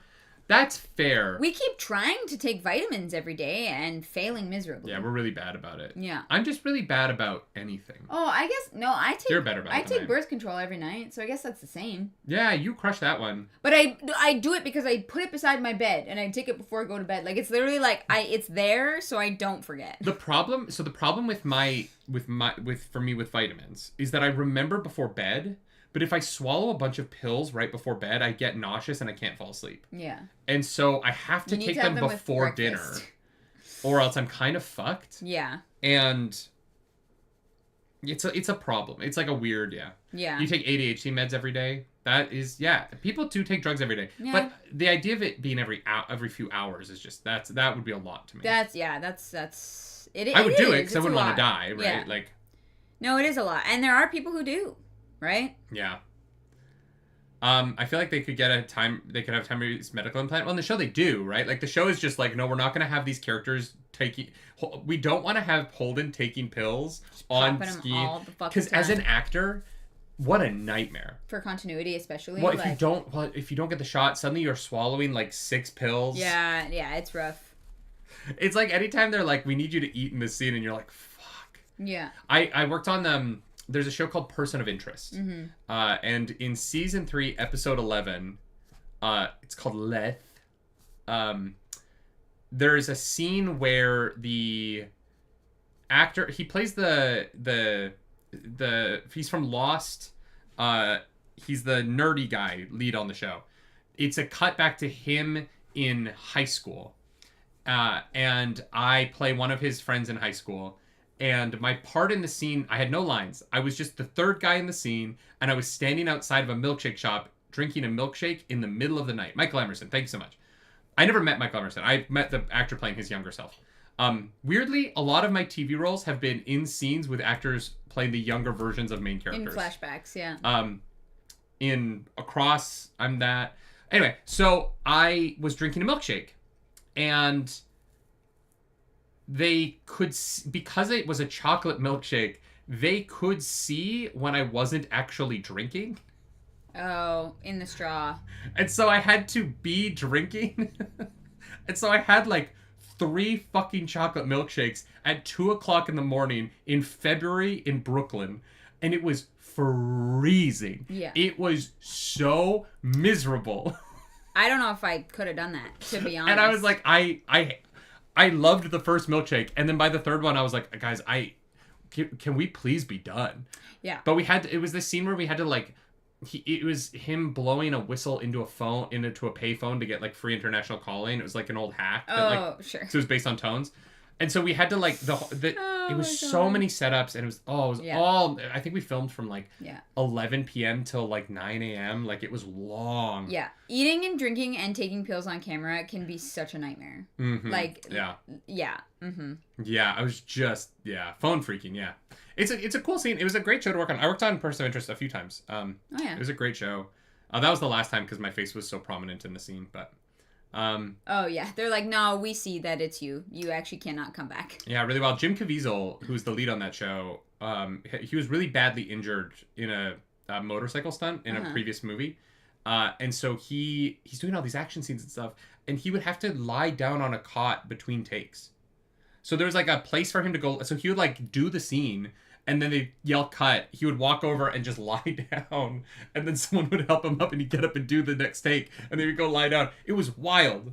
It was really, really a wild experience. But Cool show. They ran like 6 seasons or something like that. That's awful. Yeah. That's actually awful. Yeah, but yeah, I'm in that. Anyway, that's my story about my worst eating experience on a TV set. Yeah, no, that's pretty bad. That's a lot of dairy. Yeah. Oh my god. Yeah, Matt Infante says, we had better views of AI back then, so a good AI was more believable. One thing I did find interesting is how much in this book they don't talk about the AI. They just say, tell the computer. Yeah. And they don't, like, use AI, which I feel like if this book was written now, that language would suffuse it. Yeah, I think when this book was written, we understood what was actually AI. That's a good point. Because nowadays, everything under the sun is called AI, and it's just not. It's just not AI. Yeah. It's not even close to being AI, and it drives me up the fucking wall. But if you don't call it that, no one knows what you're talking about. Also, hi Quincy over on Twitch. Hello, good to see you. Yo, what's up, Quincy? Fantasy books should implement more takeout style food scenes for the off chance of becoming shows to help with continuity. Oh my god. Because if you have the box, you can hide. No. That's why everyone's always eating Chinese food in sitcoms. Yeah. Because the takeout containers hide the continuity levels. Yeah, of course. That's so funny. I didn't even think about that. But yeah. Yeah, no, you're right. Blue says, I'm pretty sure Naomi mentions the Rosie having a superior AI when they're trying to decipher the data from the Donager. Yes. Does she say AI, But though? I don't know if she says AI. Maybe she does. Maybe she does. But she definitely says... I thought she said we have a better computer. Or something like that. Yeah. Yeah. Yeah, it is fascinating, because you're right. I think that the language would have adjusted if it was written today just by... Just because it's what the expectation is. Yeah, exactly. It's the way that we talk about it now. We just call it AI, and I'm like, it's not fucking AI. Ugh. Yeah, because it's not intelligent. Crazy. No. God, Naomi's intelligence in this book is just so wild. Yeah. But I will say, I do feel like, maybe not in season 1, but in the show overall, I think that they established that very well. Oh, 1,000%. But she is like a rocket scientist / hacker / you know what I mean? Like, she truly wears all of the hats. Yeah. Mm-hmm. I'm excited for the books to get into her backstory, because she is the one who has no backstory in this book. Like, what's so fascinating to me is, like, you learn that Amos is from Baltimore. You learn that Alex is from the Mars Navy. Yeah. You learn about Holden being the Earth Navy. And then there is Naomi. And nothing. Yeah. There isn't a single moment of talking about Naomi before Holden met her in this book. Yeah. And I found that really interesting. Oh, it's because there's a reason. Well, yeah. And obviously, like, we know more about that. But... I don't know how much of that will be true, right? Yeah. But it was just, I expected there to be more about her. One thing I do like about the way in which Holden loves Naomi, though, is that and I got this from the way that he was with Ade as well. He is someone who is very into the person in front of him. Yeah. And he finds what is attractive about that person attractive. Yeah. And with Naomi, I don't know that he really cares about who she was before the Rocinante. Sure. Or before the Canterbury, right? Yeah. And that to me is... That's fascinating to me. Yeah. Like, he sees... It goes into how he sees all of the problems of the book, all the information he releases. He sees the problem in front of him and doesn't really care about how he got to that point or what comes after. Mm-hmm. But he sees the now very clearly. Yeah. And... yeah, I thought that was such an interesting way of framing the goodness of his character, is that he's just very present in the moment. Yeah. And he is that way with Naomi. He's like, it's not about who she was. It's who she is now is enough for me. Yeah. And I like that a lot. Yeah, I get that. Blue says, yeah, no, they don't use the words AI or artificial intelligence. Yeah. Yeah. I feel like I would have noticed if they had, because my brain would have... because right now I'm like... I'm really glad they didn't, because it would have been like a thing. I know. We forgot about a big change. What's that? Havelock. What did they change about Havelock? He dies. He died. Yeah. He's the one who gets stabbed to the wall. Yeah. He's fucking like hung up by the OPA. How did? Okay, I don't remember in the show. So show spoilers because we're asking chat. Yeah, he doesn't die. Doesn't he? They literally find him like hung up on the wall. No. He still goes off to Protogen. That still happens. Who is the guy that dies on the wall in the show? I thought it was Miller's partner. There's the whole thing in the show a couple episodes later. The woman finds him. Does he survive that? Is that what the change was? That he almost dies? Because this was like during like the riot stuff. He survives. Right? Yeah. Oh, okay. That's what we're misremembering. Okay, so... Because weirdly, I remembered him getting stabbed to the wall, and I remembered him being on the screen later. And but that's I couldn't why he leaves. Remember what happened in between. That's why he leaves series. Yeah, okay, so you're right. Gotcha. Yeah. No, I was like, I swear to God, this motherfucker, it was different, but... Yeah, that was the one thing that I remember forgetting, and I'm glad you remembered that we were like, we'll just ask on Book Club. Yeah. Well, ask chat. But then, they will know. Havelock still is Havelock still the reason that Miller gets the Thoth information, or does that come from somebody else? Oh, good question.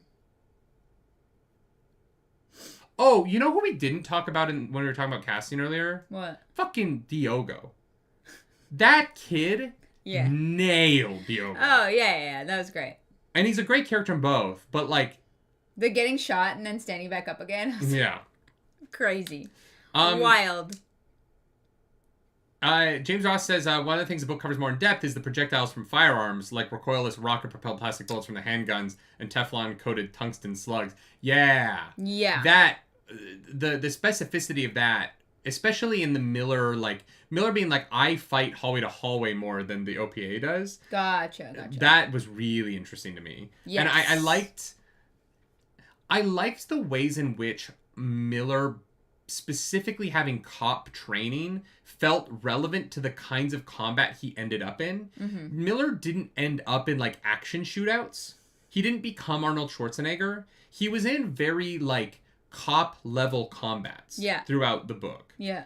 And particularly, we need to talk about what happens on Eros, but Miller's buddy on Eros gives him the lead. Simatimba. Oh, Simatimba does it. Right. That's what the change is. Yeah. Yeah, I was like, I know there's something different about this. Okay. I'm sorry we didn't find out what happened to Simatimba, but I'm going to assume the worst. I think he's dead. Yeah. I don't think he survived. Yeah, no, the whole sequence on Eros was...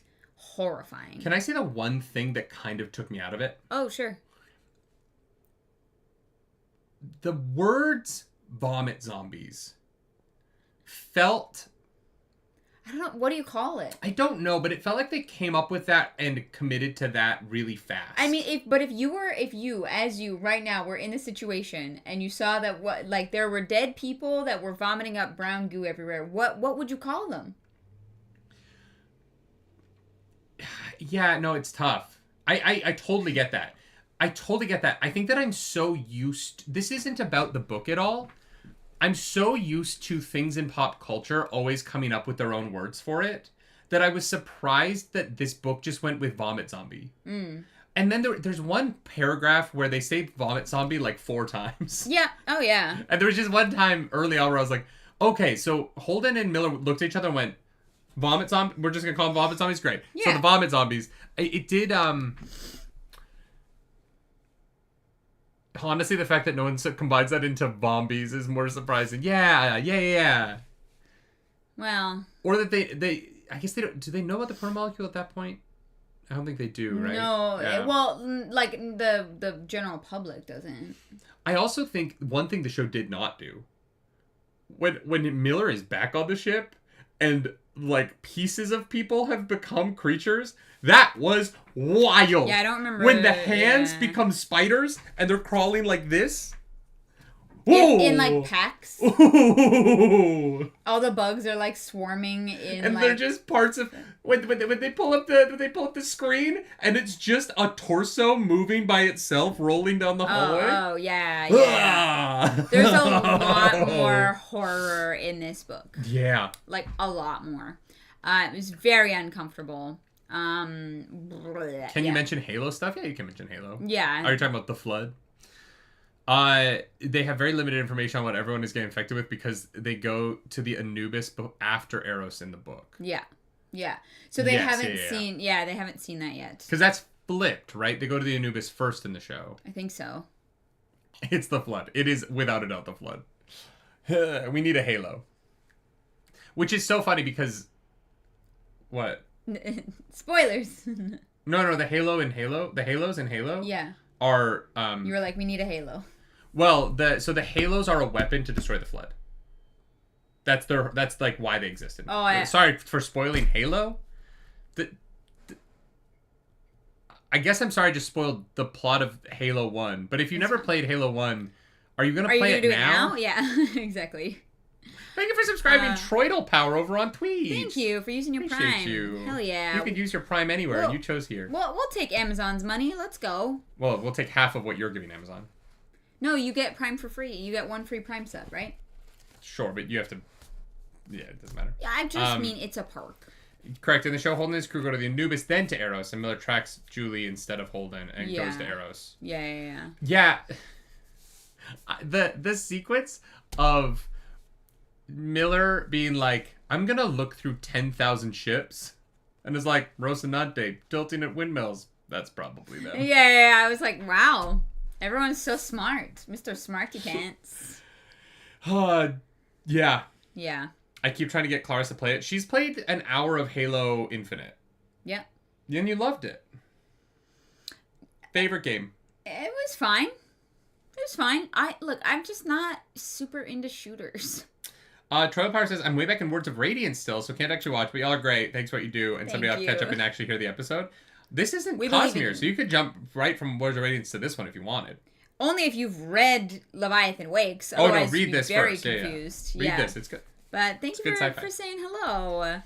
I love that Miller figures out Holden's shit because he immediately recognized that Holden would love Don Quixote. Yes. Yeah. Well, and I love that comes up later where Holden's like, fuck, I gotta trust Miller's instincts because Naomi does nail that shit. Naomi is like, oh, that's why you named it that? Like, she's like... I love that they never ask. Yeah. They're like, sure. She was like, sure, Rocinante, whatever, I don't care. Yeah. Oh my god. Which means you haven't played Fortnite with me. Shooters are fun with the right people. Shooters can be fun with the right people. I did play Fortnite, went through a Fortnite phase for a little bit. Because a lot of our friends are playing it. Yeah. No, I do get it. I've never actually played a story-driven shooter. Yeah. Because I don't count Battlefront, but I did like Battlefront. Mm-hmm. Yeah, I don't know. Thanks for all the support, Twitch. Twitch, I don't know. Twitch has added so many weird... No, I think we hit our monthly goal of 10 subscribers. Oh, sure. Which is the automatic goal, because I don't even know how to change it. Great. Love it. God. Yeah, we're not really going through the book in order, but, like, I feel like we've done a good job talking about what we love about it. Yeah. If you guys have questions... Were there any moments that you didn't love about it? Because we've been very complimentary so far. No. Not really. Yeah, I don't really either. I felt like the time on the Donager felt really fast. Oh, interesting. That was about it. I really don't have things that I didn't enjoy about the book. Yeah. I really enjoyed it from start to finish. So It's one of my favorite science fiction things ever, and that was true with the show as well, right? Like, you know, I deeply, deeply love the show, and so I'm not that surprised that the book is as good as it is because they were building from a really easy template to build off of, and honestly, like, I understand like the change around Miller, but Miller's death, the choice there, but yeah. I'm not gonna lie, like, I don't think any of the changes drastically impacted what I think is valuable about this story. Mm-hmm. And that's what's so important to me, right? I think that the show and the book both really nail politics of it and the telling a story about the future that acknowledges that humanity will be changed by the process of getting to the future. And that is just about the horrors of war and the horrors of corporate interests and how corporate interests will probably lead to a lot of our future wars. And it's hard not to look at what's going on now. And like this book just, it feels so prescient. It feels so inspired by the moment, even though it's 10, 15 years old at this point. Like, I don't even know when this came out. 2011, so 14 years ago. Like, yeah. But it feels like it is such a interesting meditation on the way in which the wealth gap between the rich and the poor is going to lead to so many of our future problems, right? And how corruption is just at the center of all of this. Mm-hmm. Look at fucking Donald Trump last night or the night before announced he's suing the IRS for $10 billion for his tax returns getting leaked by some guy in 2017. And it's like, that's just Donald Trump telling his Justice Department that he wants $10 billion of taxpayer money. Yeah. That's insane. Like that, and that's the world we're living in. Yeah. And that's not sustainable. That's not going to work. Mm-hmm. There isn't a future where we keep going down this path and it's good, right? And so reading a book that does such a good job of, without having to draw too much from our real world and having to like be too forward about it, point to and have metaphor for the dangers of the wealth of income inequality, mm-hmm. using Belters as the poor and Earth and Mars as the rich. It's so brilliantly done, and it's going to resonate, and it's going to only grow in its resonance as we deal with more and more of our kind of modern issues. And I just think that as a novel, thematically and tonally, the writers did something really, really special with this. Yeah. And if it hadn't already been adapted, I'd be like, someone's got to adapt it. Yeah. Like, it's written to be adapted. Yeah. It's so cinematic, despite the technical language and despite kind of how long it takes for things to get from place to place. The book understands how to not waste time with travel and how to keep the story moving. And I like, it's kind of just, it's like kind of a perfect book. Yeah. There's nothing really about it that I'm like, oh, there's extras in the back. That's so interesting. What are the extras? Oh, they're like questions. To the Expanse, interview. Wait, book 2 is called Caliban's War? Yeah. I don't know. That was an episode title, I think, in season 2. Probably. The spies mentioned one sentence. Naomi told Holden that Fred caught a spy. Yeah, that happened. That was it. It was just very fast. Like, we're not putting time into this. Threx says, I liked that in the book they explained that boarding the Donager has a huge strategic payoff in intel. In the show, I couldn't figure out why they bothered. Boarding the Donager? I don't think the show gave them much choice. The Martian ship, the Donager? Yeah. Yeah, they didn't have dialogue about it. I think that they were trying to move forward to Shed's death, really. The early episodes of the show are trying to get you to understand a lot of things. And so I understand what you're saying, but at the same time, I think that the book was just kind of trying to get to the beats that would allow the show to understand what kind of show they're watching. Yeah. They're talking about the stealth ships boarding. Oh, well, no, because they still leave with Kelly's data cube in the show, don't they? Or no, do they not? I don't remember. I need to rewatch season 1, man. It's been so long. It has. Honestly, I'd love to just throw it on while we're at home, but yeah. Yeah. Emeryce is asking if our favorite part of the book is different from our favorite part of the show. Yeah, without a doubt. Oh yeah. Oh yeah, because my favorite part of the books is how successful the like consistent tone of horror is applied to everything, and that isn't true of the show. Yeah. Like my favorite thing about the book is genuinely the like way in which it manages to be interesting, fun, funny, and easily readable, despite the fact that it is constantly filled with dread. Yeah. the show doesn't do that. The show lightens up far more than the book does. Yeah. Because the tone change, just because of acting, and there's far more tonal shifts in the show than the book, in terms of the like fun of the combat not having as much dread in it. Yeah. Stuff like that. And also just by introducing characters early, the space doesn't feel as claustrophobic on the show because we go to more places and we're with more people. Yeah. And so that vibe is very different. Whereas in the show, I think my favorite thing about season 1 of the show is the interactions between the people. Like, the character interactions on the show are so wonderful. Right, yeah. And those are all so great in the book, but we see them so much from Holden's POV as opposed to seeing them from the cast. Yeah. So they're just very different, but great for different reasons. And I do think that one thing I thought was one of my favorite parts of the show was, like, the space fights and how they did them and how they felt unique in terms of other, like, space battles that I'd seen, right? Everything felt more, like, rugged and not as, like, polished and sleek in a way that... the book just, like, it is just different between the book and the show, and I do like both versions of it. Yeah. But I do have this memory of, in the show, loving how, like, the railguns worked and how the ships moved, and I thought it was just so creative visually. And that's just not really a part of this, and that's okay. The show, what's interesting, one thing that was interesting in the show is I got such a kick out of watching them interact with the Rocinante set with Gravity and Without. I didn't get that kick out of the book because it was more technically done. But with the show, I was like, oh, the wire work, and then like the boot. I remember being so fascinated with the way they walked on the show to make the boots make sense. Yeah. Stuff like that, and that they didn't have to do, obviously, because the book just tells you what's going on. Yeah. Yeah. Yeah. Yeah. Yeah. It's good. It's great. Even. Yeah. What do you think of the end of with Fred and Holden? Miller dies. The epilogue. He talks to Julie, tells her to drive into Venus. Yeah. I'm your Venus. I'm your fire. Your desire.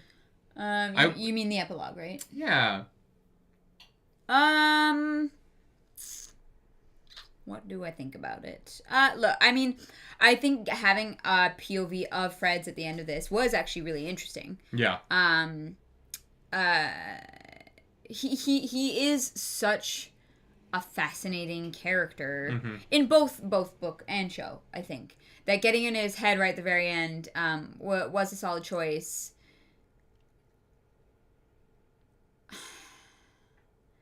The line that stood out was the, like...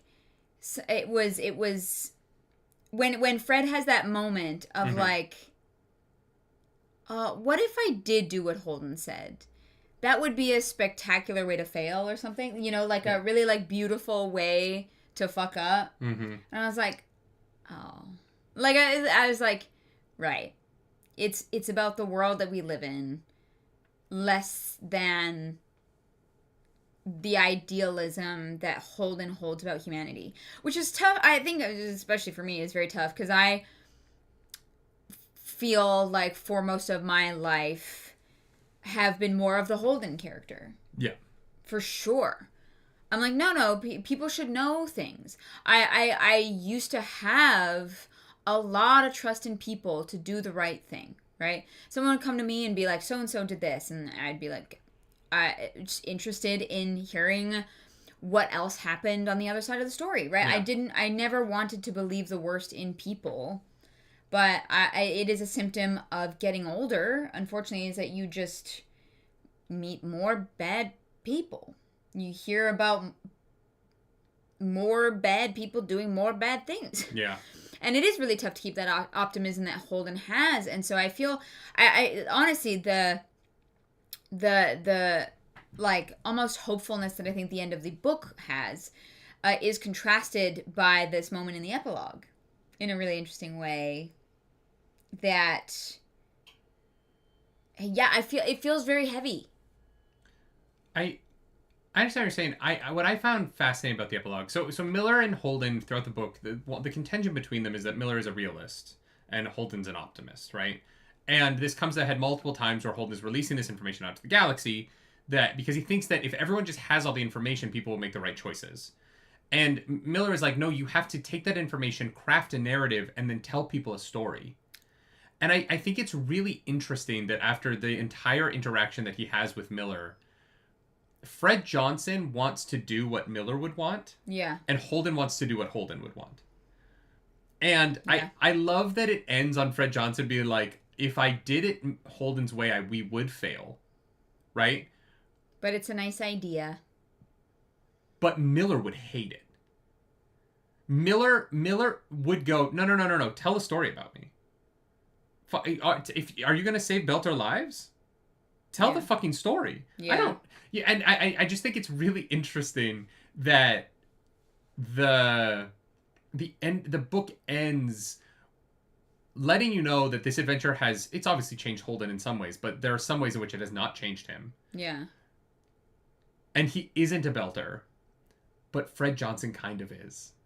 You know what I mean? And I like, there's so many little ways in which the epilogue sets up the rest of the series. Oh, God. And one of them is that Fred Johnson really is Belt. He has adapted and become that in a way that Holden has not. Mm-hmm. And he is moving forward in the way that Miller would have wanted them to move forward. Yeah. Whereas Holden is like, no. I know that Miller yelled at me about this exact same thing, but we just have to be 100% honest and give everybody all the information, and then nothing bad happens, except for Mars and the Donager and Ceres and Eros, and some bad things have happened. But Phoebe's not my fault. Phoebe was before me. Technically, Eros was kind of before him as well. Yeah. Although, one of the interesting what-ifs of this whole thing is if they hadn't,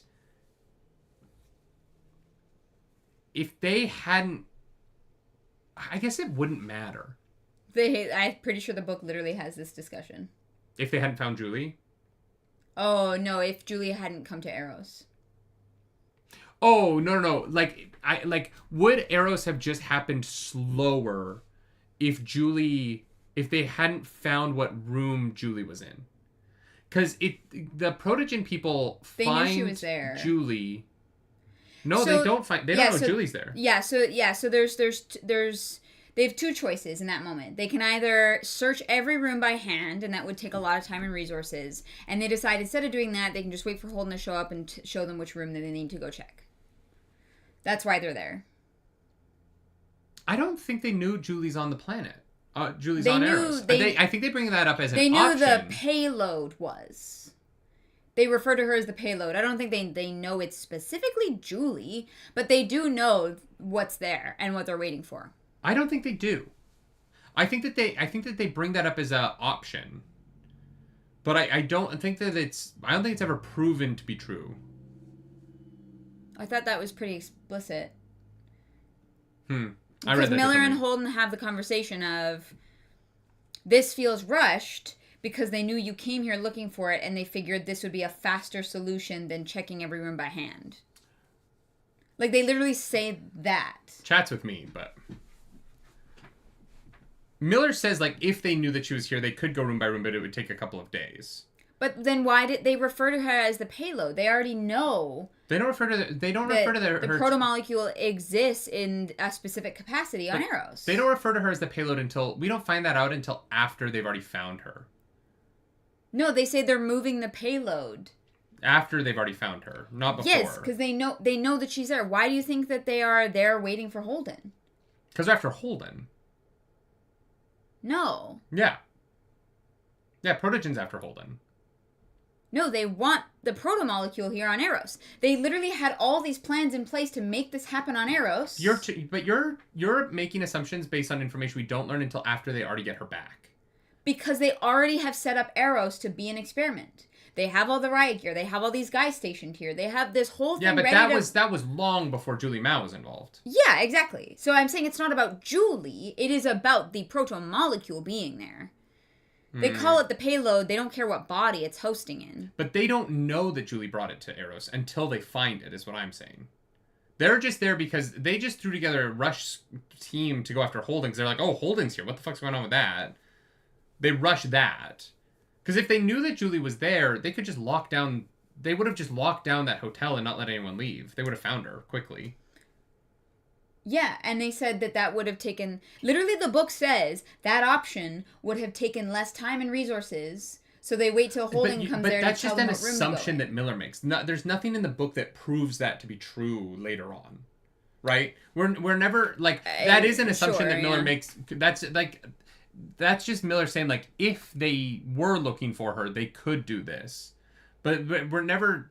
I don't think we're ever given information that they knew that Julie was on Eros. But yes, Fred's messages got intercepted. Fred is like, hey, we've been hacked. They know that why you're there and what you're there for. Hours ago. Literally, that is in the book.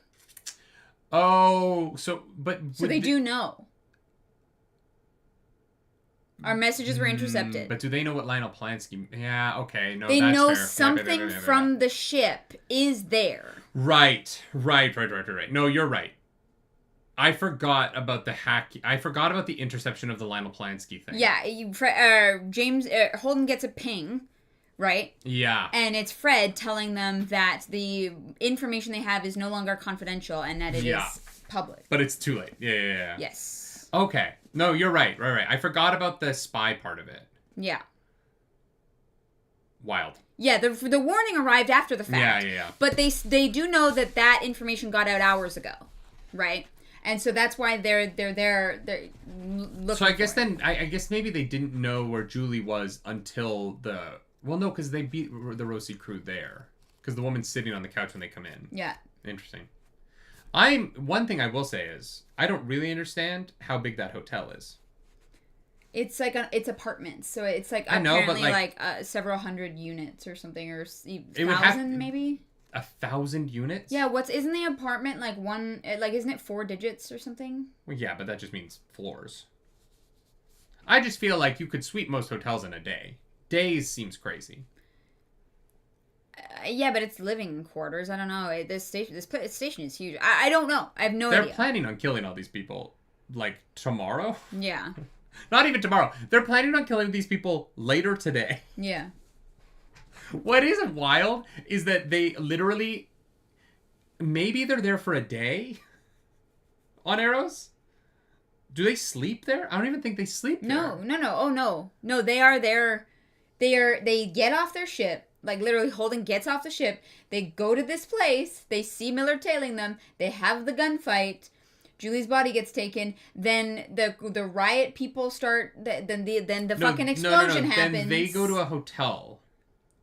But they don't sleep at that hotel, right? They just have a conversation. They talk. Yeah. Damn, they were ready. Oh yeah, that whole thing takes place so fast. Yeah. But honestly, the arrow sequence and them trying to get off is one of my favorite sequences. It's like series of events with how it all happens, the riot people, the gear, the zombies, like the Miller keeping people killing contained. People, yeah. And seeing that. So I thought the book did such a good job of showing us Miller killing people from his perspective and Holden's. Yeah. So we got kind of a real split view on those actions in particular. Yeah. I thought that was so well written. Yeah. Yeah. When they're at that crossroads at the end of the hallway, and they just have to run for it was brutal. Yeah. Really, really brutal. Yeah. No, it was so well done. I really, really do love this book. Somebody did ask about the next one. Miller saving Holden's naive ass for several chapters in a row. Exactly. I'm like, what is our schedule? We said we were going to do it at the end of February, right? Yeah, so there is no book club next week. We will be in Arizona, so there is no book club next week, sadly. However, there are 3 other book clubs in February. I believe the 13th and 20th we're doing Dungeon Crawler Carl. Yep, and then the 27th we're doing Caliban's War. Oh, okay. That's what we said. Is it? I can't remember. So we said on the last Dungeon Crawler Carl. Okay, cool. Yeah, no, I literally could not remember. So the only... I am also going to add a book club at some point in late February to cover the Titan's Curse. So there will be 4 book clubs in 3 weeks. I will be doing the Third Percy Jackson. We're going to do the second Expanse, and we're going to do the second... you could do the book club in Arizona if you want to. No. Yeah, no, that'd be too much. So Kushiels is going to be tough because it's going to have to be like 4 splits, multiple splits, at least. Yeah. Which is... We're going to do Kushiels. We're hoping to start it in March. I need to reread the first one is the problem. And so I need time to reread the first one. Yes. And then we're going to get into... Yeah, originally we had said, we'll do Kushiels in February because it's Valentine's Day, yada yada. Yeah. We are going to have to reread the first one. Yeah. And then figure out a split up the second one into at least 4 parts. So Kushiels is going to take up like a month of book club. And I know that if we stop doing Dungeon Crawler Car for that long, people will riot. Yeah. So... the problem is that realistically we're looking back on Kushiel's book 1 views and interest is I really want to do it, but we're trying to figure out how we're going to do it. Yeah, especially because DCC is doing so well, people are really excited. Yeah. So I think maybe asking chat if it's better to have a pause for Kushiels in between book 2 and 3 of DCC or book 3 and 4 of DCC might be what it is. Deadline for Caliban's War Reactions is going to be... the 13th. It's got to be the 13th. Yeah. It's a chunky... These are long books. We need more time to read them. So if anyone would like to commission anything, February 13th, that Friday, please, please, please. Yeah. Friday the 13th is before Valentine's Day? Damn. A lot of women going to be stabbing their husbands. Oh, God. Well... At Boudar. At Boudar. Yeah. Thank you, Blue. I appreciate that. That is a great question. Good points. We are trying to do it all, friends. The problem is there's so many things I want to read. Yeah, too many books. Too many wonderful things. And it's hard. Like, the thing about book club is that I can't read multiple books at the same time and then feel like I can talk about them well. I agree. It's why I didn't start reading this until, after I was done DCC. Well, and that's how you got ahead of me, because I didn't start reading this until I reread Sea of Monsters. Yeah, Percy Jackson, yeah. Because I wanted to be able to talk about that, yeah. Yeah. Y'all, thank you so much for a great book club. This was fun. I really love this book. Yeah. I am thrilled that we've started this series. I'm thrilled that it feels as good, if not better, than the TV show, which I deeply, deeply love. This is cool, man. I think that this is an incredible, incredible little property. And Caliban's War, Abaddon's Gate, Kibola Burn, Nemesis Games, Babylon's Ashes, Persepolis Rising, and Tiamat's Wrath. That's past the show, so we have no idea what that means. That's book 8. Yeah, I think the... Is there a 5-headed dragon? I hope so. The Protomolecule becomes a 5-headed dragon. It read Dungeons and Dragons, and it was like, Tiamat sounds cool. It's the crossover with Stranger Things. Yeah. Stranger Things 2 in space. Only had some model ships used as a reference while you talk about them. They're right there. Oh yeah, we do. Literally right. One of them is a spoiler. Oh, one of them is a spoiler. That's true. Whoa. With the thing we didn't talk about. Julie's penis. Penis? Her penis. Penis. The name of her ship, the entire book.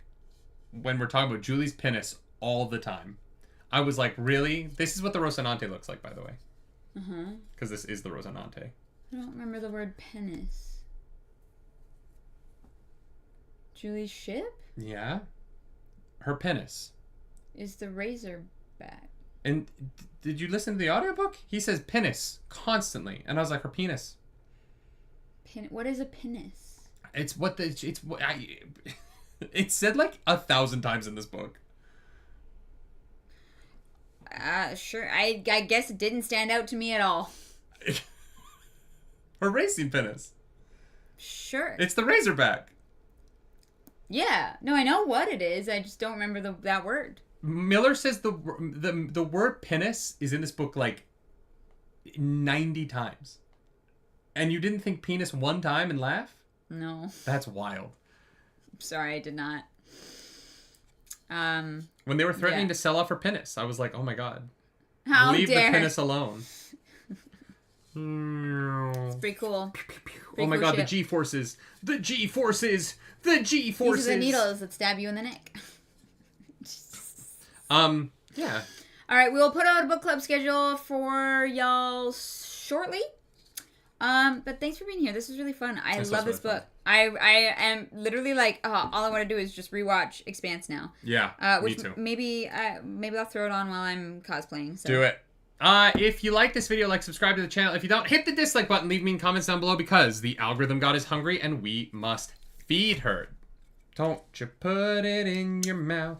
Don't you the put algorithm it goddess in is the your mouth. Rocinante. Don't you shove it in your face. Don't you shove it in your face. Here comes the airplane. Though it might look good to taste.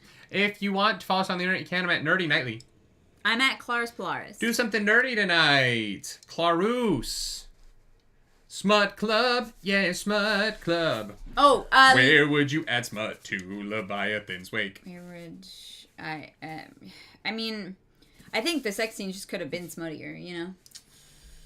I mean, I think that, mid-sex with Holden, Naomi should have been like, you're not the only one who fucked Ade. And then she, rode him while telling him about the time she fucked Ade. And he's like, why am I so turned on right now? Why wouldn't you be? Oh, my God. All right, get out of here. Amos and Alex circle jerked at least once. They get bored, you know? Maybe they don't circle jerk. But Amos and Alex jerk off in the same room sometimes. They throw on porn and they jerk off together. I could see it. Yeah. Yeah, I could see Just it. a shit feed of, Although, I don't know. Naomi and... Alex feels like the kind of guy that would get intimidated, you know? Oh, I don't think so. I think so. Do you think that, the book doesn't get into it enough. Do you think that the penises of the belters are different? And longer? Probably. They're probably softer, right? Why? Well, I would imagine that the way that your circulation would work, you would have less blood pressure. Maybe. That's possible. Careful, don't put it down on the gun because it will break off. Oh, okay. That'd be kind of annoying though. But yeah, I think it is possible. Yeah. Unless their hearts are stronger. Would they be longer and soft, when you see a really big dick and it can't get really hard? Are belter lives shorter?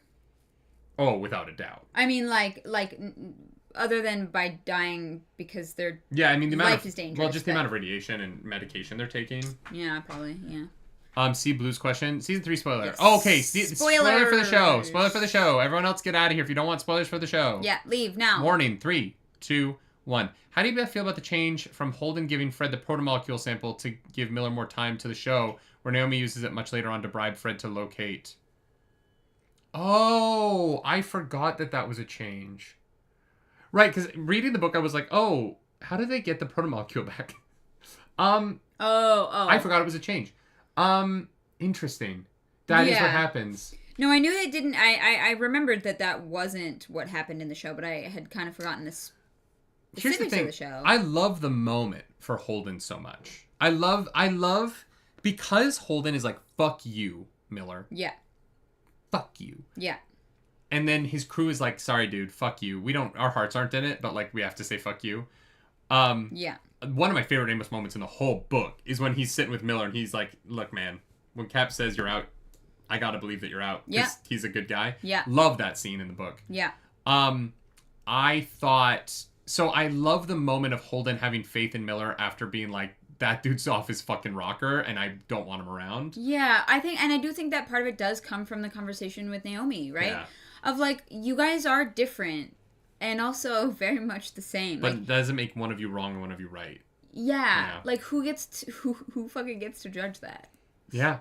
Right? Yeah. It is such an interesting change because it takes this really wonderful moment away from Holden, which I do love in the show, and gives it to Naomi, in the book, and then gives it to Naomi in the show, which is another moment that I do love. Yeah. Because of who she's looking for and what it means to her character, right? Yeah. So I don't really know how to judge that moment yet because we haven't figured out how we get there in the book with Naomi's backstory. So that's a big question mark for me. It is definitely a moment lost for Holden that is unfortunate, but it is such a good moment for Naomi that I'm like, I don't know. I don't know how to judge that. I also think that this is another case of the show not needing to do the threat part, because the visual of the chase of Eros is able to tell a story in a different way than the narrative in the book is able to. Like, there's so much visually going on in the Miller. And part of it also comes down to the change of Miller choosing to be on Eros, right? But yeah, no, that is really fascinating. Yeah. I forgot that was a change. I need to go watch the show again. Let's do it. All right. Do something nerdy tonight, y'all. Thank you, mods. Thanks for being here, guys. We'll see you in 2 weeks for Dungeon Crawler Carl Book 2 Part 1. Or I don't know what the split is yet. So whenever Arzu can get us the split, I will let you know what the split is. Yeah. I think it's going to be 2 parts. But we just well, you know it's going to be 2 weeks. We just don't know what the... Yeah. We'll figure that out. Thanks, y'all. Do something nerdy tonight. Bye, guys. Bye. Don't go to space. Space is hell. Nerdy doesn't do space. Awful.